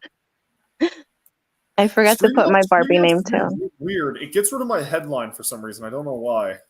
It's probably because when you do stuff on your channel, it resets it for when you come back to mine because you don't have the option turned on to use those. Yeah, I mean, when I do the videos, I have it turned off just because like it makes edit. I don't like it being there when I've got a video. But yeah, well, and also actually, on you. Just kidding. Yeah. Also, D-Day, what like D-Day just said also just made me think. That also ruins like the coolness of the Unsullied and Castle Black. Where like Castle Black, they're the brothers in black. They're dressed in black, and the Unsullied have like that sleek black leather armor, and then everyone else has like their colorful drip, while the brothers and the Unsullied are more imposing because they're all in black. Now everyone is all in black except these Dornish guys. They're yellow. They're in yellow. They're in yellow. I love this part because Jamie finally learns how to use his hand to fight. This is great. And what's even better is that's like an actual effect. Like that's actually a thing in medieval history. You would have like an iron gauntlet, and you would basically use the gauntlet as a shield instead. It was typically used more for dueling instead of like actual battle because a shield can protect you from arrows. But like that's actually a thing that was done. So if Jamie encountered someone who knew how to like fight with a gauntlet, that would have been like a really, really badass fighting style because you could also do it effectively unarmed. If he gets his sword taken away, he's still got that gauntlet to use. I mean, it's not a gauntlet, it's his hand. You know what I mean? Hey, he finally learned how to fucking use that thing. It's like, dude, like use it to your advantage. You can't get it chopped off twice. I mean, it'd probably be harder to have it chopped off twice because it's farther up your freaking, they have to get to the, two bones instead of just right there at the wrist where they hacked it off. It's just a bunch of bones and small bones and ligaments holding it together. Yeah. It's very different. He never uses that hand for combat ever again. I know, right? It's almost like thanks, Dumb and Dumber. Yeah, it's almost like they're like maybe somebody else had something to do with that. Gee whiz, it's kind of the story of this whole fucking series here towards the end. That just reminds me of a complaint I have like later in the episode involving fighting styles that I'll get to then because they kind of forget some other stuff as well. Yeah. We don't need to talk about the holes digging conversation. Nobody cares. They just bicker about digging holes, digging graves. Braun's like, dude, the birds got to eat, and Jamie's like, well, bodies raise questions. It's like, dude, a missing patrol raises questions. Yeah. Either way, there's questions. In Dorne, though, like give them like 2 days, they may just be in a brothel. Yeah, that checks out. Yeah, it's in my opinion, it's not the end of the world on this one, but they took it to an odd place where they made, I guess, just for Jaime to reassert himself over Bronn, because Bronn was kind of clowning on him about fighting somebody for the first time. He's like, oh, you had a good teacher, blah blah blah. I think they just, I don't know, it felt like an odd placement for that conversation. Like they were trying to match a Marvel movie. This was a little bit. cool. This was such a cool shot, seeing her riding across the beach, though. That was good. It was, yeah. You know what? You are very right, Lily. Let's give the viewers just a little bit of beach porn. We call it beach porn with the horsey riding. That is a good looking shot. Yeah, that is a good looking shot. At least she's not smiling. So you're referring to Rings of Power right now? Yes. Yeah, I was gonna make that comparison too. I'm like, this is how you frame a shot like this, because it's basically the same thing.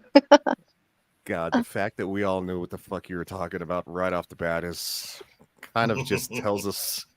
Prince Doran will weep for your father. And then we have. We must avenge. So now we see the Sand Snakes, Without Doran, we have. of which all are daughters of Oberyn. Mm-hmm. But one is the daughter of Alaria Sand. That's the youngest. Yes. Yeah. That's the one that ultimately greeted her coming off the horse, right? Right. Mm-hmm. And then the one with the whip goes to join Finn Jones in that horrible Marvel Netflix show, Iron Fist. Oh, I didn't know that. Mm-hmm. No army to march against the Lannisters. We don't need an army to start a war. Queen Also, Cersei can I just say that I like, her children. not really like an attack against the actresses, but You just may have a like problem. they make like a point early on to talk about like how Dornish women are like the most attractive in the Seven Kingdoms, and then they have 3 women that are like they're not ugly, but they're not like how they're set up to be, if that makes sense. I mean, that is a fair point. I'll tell you what, the closest one is the most. I will say attractive. this. I will say this. Her there in the front, in Iron Fist, she's hot.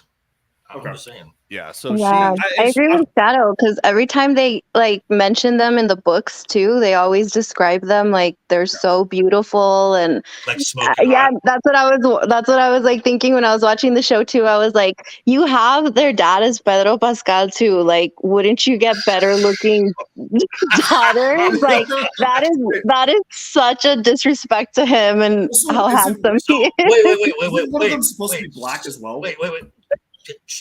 So are you saying that Oberyn banged some ugly chicks then? I guess I don't know. I mean, he didn't seem like he was very picky. No, I think that's You probably said it, not me.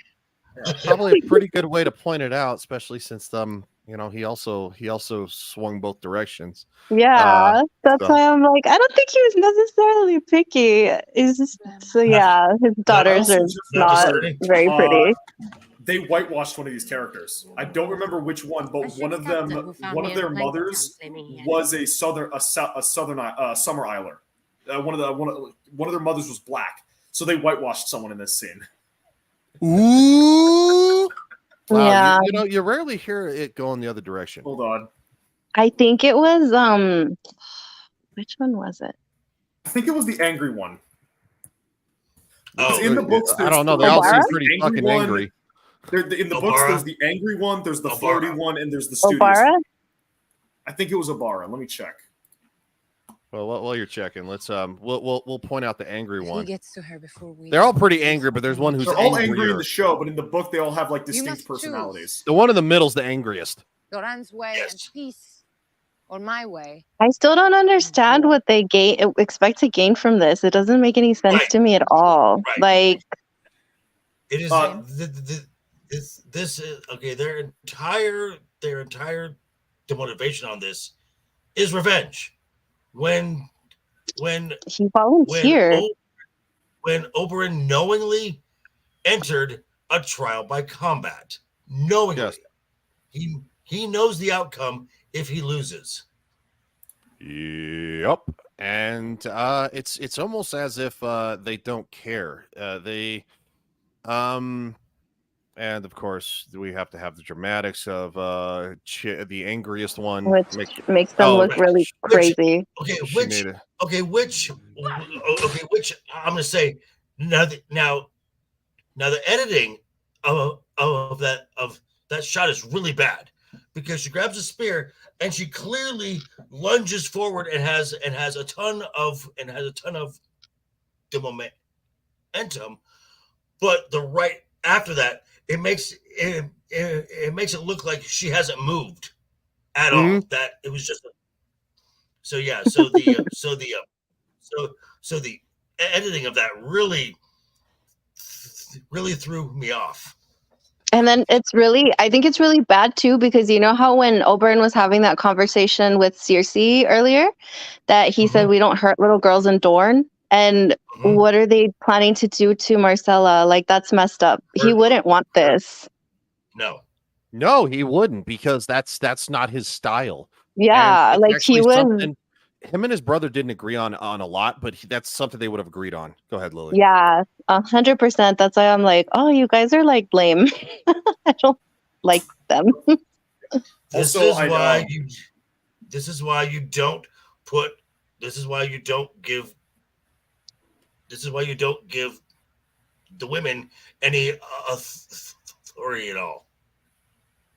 I don't know if I go that. I was about to say, what up, Corey? Queen is queen. Howdy, Corey. Also, I do need to say, I take it back. He does have a daughter who is from a mother who's a Summer Isler, but it's not one of those three. It's a different. Okay. It's a character who shows up in the book, but it's not one of those three. Okay. Yeah, so my apologies on that. Okay.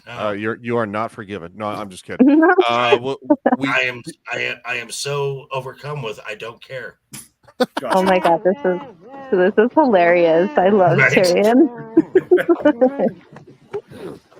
It's a good song. It is a good song. Thank you. And now in the scene again, as right before Tyrion was like, "Who are you? I'm going to lose my mind if I stay here." But now we see that he is still picking things apart, and he knows he knows everything about Jorah and to what he's done, and he's like, okay, it's all coming back to me now. All right, cool. Let's go. I just realized, what are they drinking? Because they just stole some random guy's boat. There's no way they got enough water in there to get to frickin' I think in all honesty, I numbnuts they didn't. Okay. And I'm being dead serious with that. It's in the background. Just it's there. Yeah. You don't have to worry about it. They turned survival mode off. We're on journalist mode for the video game. Gotcha. Yeah, Okay. yeah, that's the best way to put it. No, survival mode is off. My sister's in Westeros. Westeros is west. We're heading east. I'm not taking you to your sister. You said you were taking me to the Queen. I am. Queen Daenerys Targaryen. She's the queen I serve. Cool.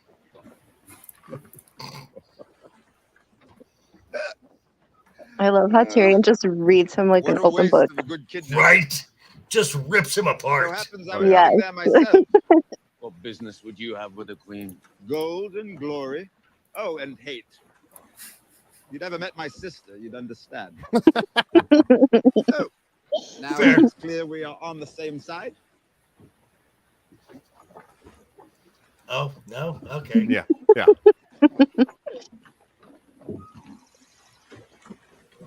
A high-born knight from the north of Westeros, down on his luck in Essos. Dragon epaulets, fair sigil breastplate. Your Jorah Mormont. I have to ask, how exactly were you serving your queen in a whorehouse half a world away? Is it possible that you were running? Why would you be running? Why would she have sent you away? Oh, wait.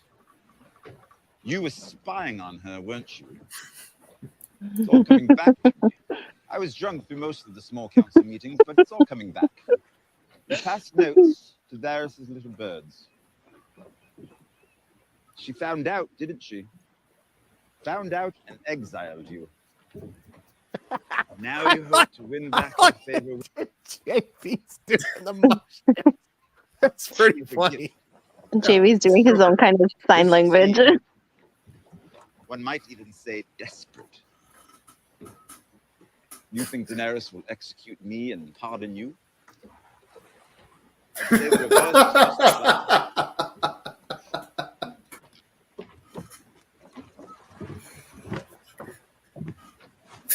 Boosh. Okay. Love Tyrion. He's so smart. I wasn't expecting that, but okay. Maybe I was spying on her too. Hubba hubba. Hubba hubba. So basically, Tyrion is trolling right here. Oh yeah, big time. He's one of my all-time favorite characters. He's just great. Oh yeah. Except in real life, Peter yeah. is kind of a douchebag. Yeah, he is a Deutsch bag. Yes. But Picked up the step stool behind him and chucked it ahead. Oh, this is a great scene. This is a great scene because now What? Because now Danny gets some actual actual history of who her brother was from someone who stood side by side with him. Yep. He sang to them. Yes. Yeah. Rhaegar would pick a spot on the hook or the Street of Seeds, and then he'd sing, just like all the other minstrels. And what did you do? I made sure no one killed him. And I collected the money. God, she's hot. I'd like to see how much he could make. He was good. He was very good. Viserys never told you. He told me Rhaegar was good at killing people. Rhaegar never liked killing. He loved singing. And what did you do with the money? Well, one time he gave it to the next minstrel down the street. One time he gave it to an orphanage in Flea Bottom. One time we got horribly drunk. Grace. His star is here, waiting in the audience chamber. How many others? I have a little comment here. 50, 100. All right. This is why I was asking about that story that Littlefinger was telling about the roses that he gave to Lyanna, because this is like two different conflicting things. The guy that we're hearing about right now doesn't sound like the type of man who would disrespect his wife publicly. Not necessarily, because Rhaegar was infatuated. I don't think they go over this in the show, but in the books, remember, he is infatuated with history and stuff. Like, he didn't pick up a sword until he read a bunch of stories about knights and stuff, and then he decided, well, I'm a Targaryen, I might as well learn how to use a sword. He was specifically infatuated with the three heads of the dragon. That's why he wanted a second daughter, so that his son would have his own Visenya and Rhaenys. So in his own head, I'm not betraying my wife. I am being a Targaryen. I am being Aegon, because he's a minstrel. He's a singer. He buys into the romantics of the stories that he sings, and one of those is the story of Aegon and his sister wives. Because, like JV says, it's all relative. Yeah, but I don't know. It just doesn't make sense to me, because if he's aware of what he's doing when he's out singing and then doing all these other good deeds, he sounds to me like he's aware that he would be hurting Elia even if he doesn't love her. So I don't know. Let me see if I can split the difference here. To run off with Lyanna is, in Rhaegar's mind, is not is maybe in the eyes of the Seven and in the people of the Westeros, that's a sign of disrespect. But it's respecting Targaryen history and Targaryen prophecy, that if I am the one to bring on savior of the world, I not only have a duty, but I have a moral obligation to make this happen. Oh, but I'm not talking about that. You guys are like trying to talk about the big picture. I'm just picking out these 2 stories that we're getting about him in this episode. Like the whole thing about him running away with her, and because he loves her and this and that, he wants to fulfill the prophecy at the same time. No, that's totally romantic. I'm cool with that. But that's the thing, that we're getting 2 conflicting stories about him in the same episode that I'm not sure other people like really cared about. But this time that I watched it, I was like, I wonder if they did that like on purpose so we could question like who's actually telling the real story about what he was like. Because it's kind of weird that we're getting two stories about him when we could have gotten one like in one episode and another one in another episode, but they made it a point that we got 2 in this episode. That is very true, but it's also 2 different, like, for example, Sir Barristan was probably the closest thing Rhaegar could have had to a friend at being a Targaryen prince, whereas Littlefinger was some just random Joe Schmo. It would be like, freaking, I'm trying to think of like a random character, like freaking some random Lannister soldier talking about how Robb Stark is this demon from the north coming down and killing people, and then Catelyn talking about the time that her son spared a dozen Lannister soldiers because he felt that those men didn't deserve to die after the battlefield. Both can be true from certain perspectives. So Rhaegar can be this empathetic and good person in this instance, and then this self-centered jackass in this instance, and both could be equally true. I don't know. Yeah. I'm gonna look that up because now I need to know. Fair enough. I don't know. There is no such thing as innocence in this world. Only shades of guilt. Hold on. So right before we get to this point, where Sir Selmy says, "Do you need me? Do you need me?" And Dario says, "I can protect you from so and so and so and so." And then McQueen says, "I can protect me from so and so."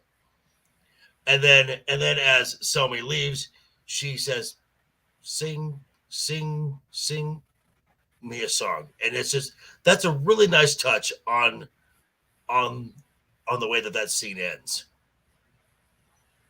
Yeah, no, I would definitely agree. I would definitely agree. Of course, we're close on 2 hours, so I was, just trying to move it along. Did your ancestors sorry, Ryan. No, you're good. Hey, we're all talking, right? Would live on. Yeah. Those who find victory in the fighting pits will never become kings. But she's like, bruh, I've already said about this. Is that what you used to tell men before you set them to butchering each other for sport? Your Grace, today is the traditional start of the fighting season. I still think she's wrong about this. Traditions are the she is. That will hold this. I agree. Especially since she's also alienated, like she's alienated everyone. It's no longer the slaves versus the masters. It's the Marinish versus the barbarian queen. She's given them she's united the people of Marine against a common enemy, and it's her. Yeah. Yeah, I would agree with that, because the next scene is not real friendly. No. Without them, former slaves and former masters have nothing in common. Exactly. Nothing. Didn't we all learn this in Gladiator? And resentment. I can't promise this is the answer. I don't think she watched the film. Probably not. She should go back and watch it. Should have. It's great show. It's a great show. So the Harpies. Sons of the Harpies go through the city and they end up slaughtering certain individuals. I just want to make sure that there might be nothing that's going to get us in trouble. There's not. So little. Oh no. So these are second sons. that are being killed. Mm-hmm. Yeah. And they're being fucked up.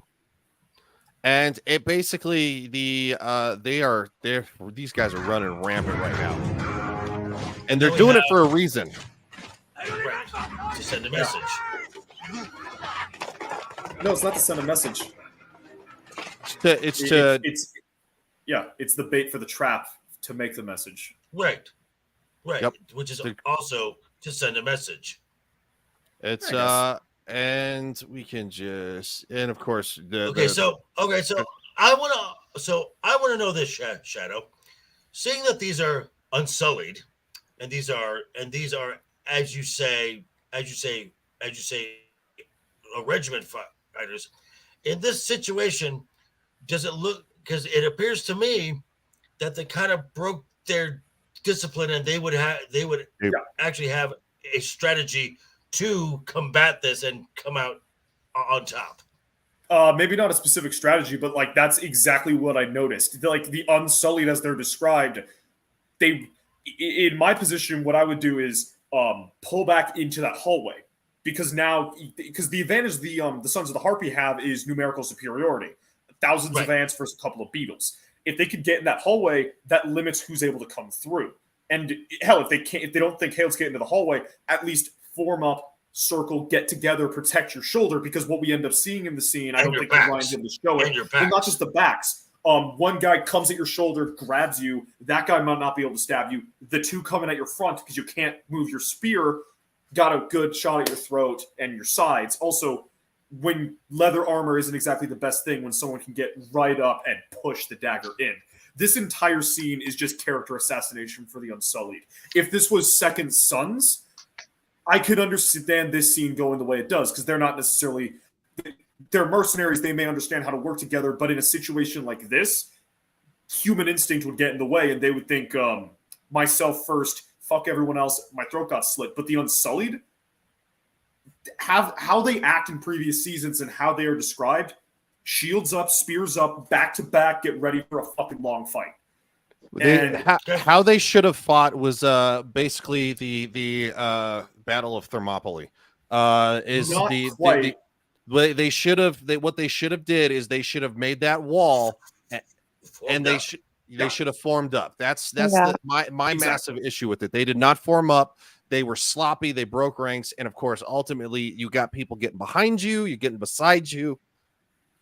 And I will say this: that we get some props of Mr. Selmy going out like a stud, because this goes back to when he was dismissed, and he pulls his sword, and the other Kingsguard pulled the sword, and he said, "I could slice through all of you like slicing a cake."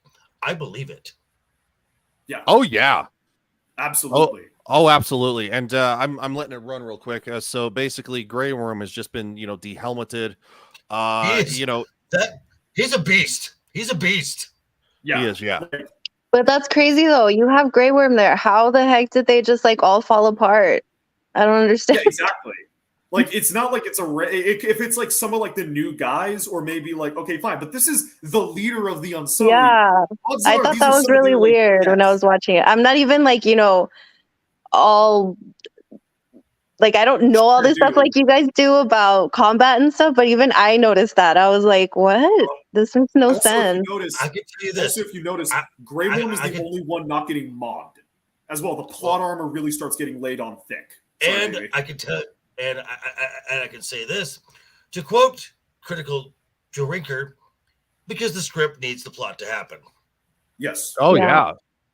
Real quick, I want to highlight this real fast. D-Day says that Barristan is supposed to live, right? Wasn't he killed off because he kept trying to keep Dumb and Dumber faithful to the book, since he's a big fan of the source material? I did not know this. I didn't know that either. Also, he says funnel them in, shield wall. Yes, shield wall. And then of course you spear, and then you push forward, and then you spear and you push forward until you get to the end there, and you should have literally probably 2/3 less of the guys that were trying to mob you. That goes back to what Shadow was saying, because initially there are 6 of them. So they back into that hallway, 3 across, 3 in the back, and just take them out as these numbers have to become smaller to funnel in. Yeah. And that's actually another issue that I had with this scene is these guys are acting like bandits in Skyrim. They're not acting like people. What? Like they're video game. I get it. Sorry. Look, people in the chat will get it. Go ahead. Just go ahead. When their friends start dying, they don't start hesitating. Like they continue just piling on like a bunch of ants at a carcass. They're not acting like people. Like here, when Barristan kills 4 or 5 of them, they should be fucking bolting because that's what these aren't soldiers. These are Antifa thugs. They're guys in masks.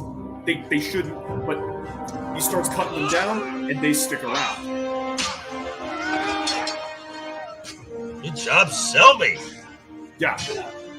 You going out like a man. That's so awesome. Also, so with what D-Day said, I can confirm it. The actor did say he read the books, he countered them on that, and Barristan got killed, and he was written out of the show.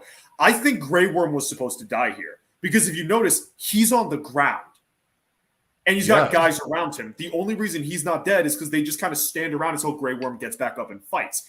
Part of that could be they're not soldiers. They're like, oh fuck, that guy's legit. Crap, Grey Worm's up.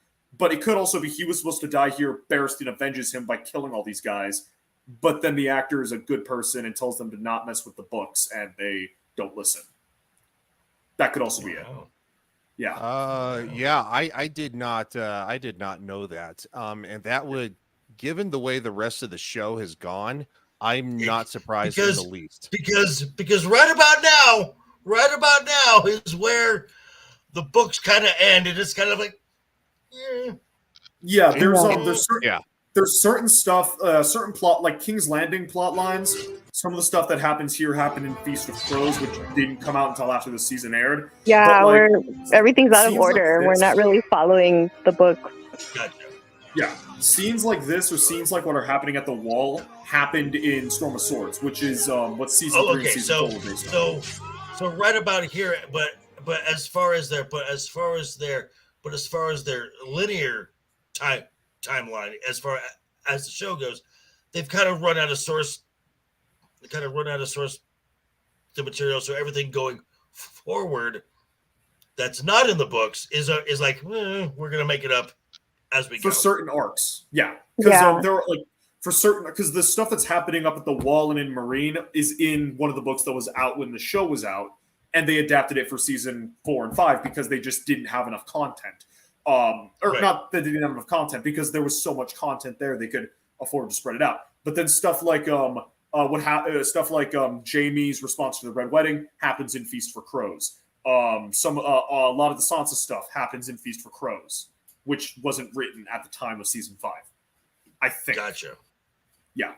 Real quick, Gotcha. D-Day says, these guys have no self-preservation instincts, even though Barristan killed 4 dudes himself, makes the scene less believable. No, I would agree with that. Absolutely. Yeah. And we literally have just a fraction left right here. No.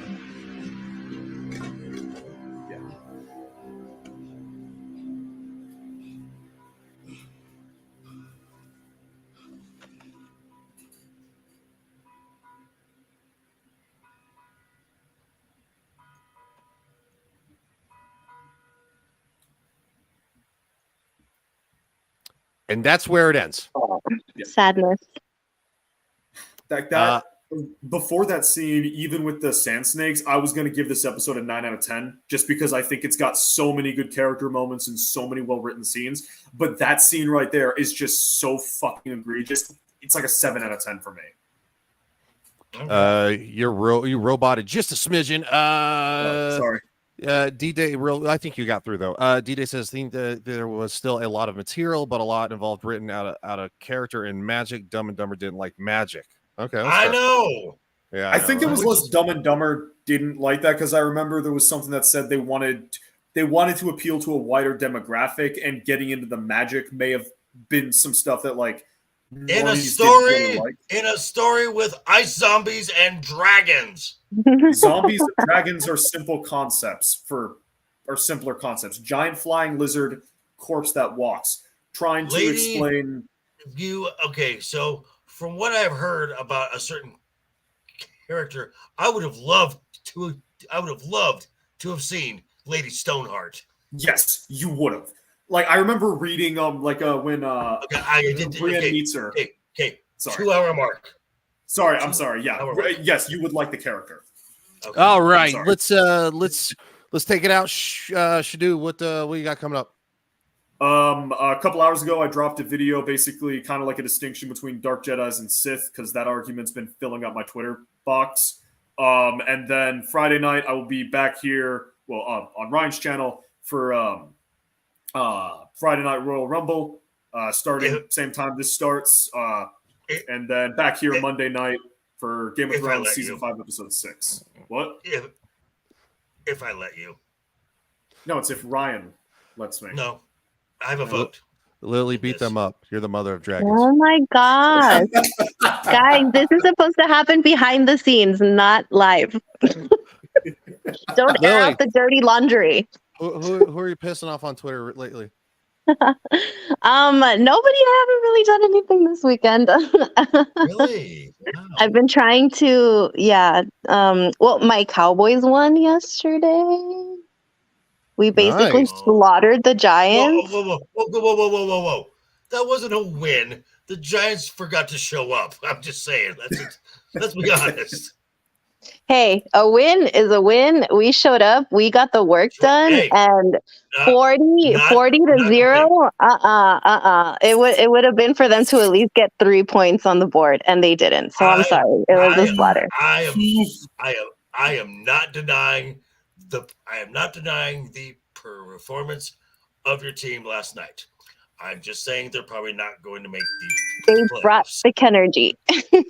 But anyway, so I'm here on Mondays with you guys, and then Friday again for Friday Night Royal Rumble. So we will be here again. And then this Thursday is going to be episode 2 of Dames and Dorks.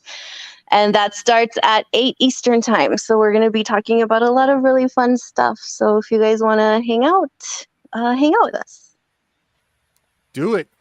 Everybody's information is in the description. And lastly, and certainly not least, the man who says goodbye to everybody. You got to do it. True.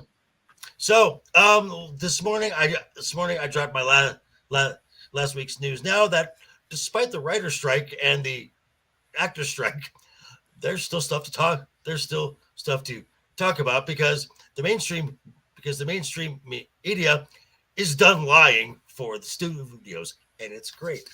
So please keep striking. The Wednesday I will be dropping my review of Ahsoka episode 5.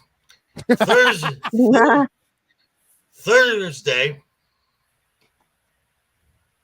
I will be on with Roman of the Empire at the exact same time as these ladies over here, talking about Ahsoka episode 5. And then Friday, I will be back here again for Friday's Royal Rumble.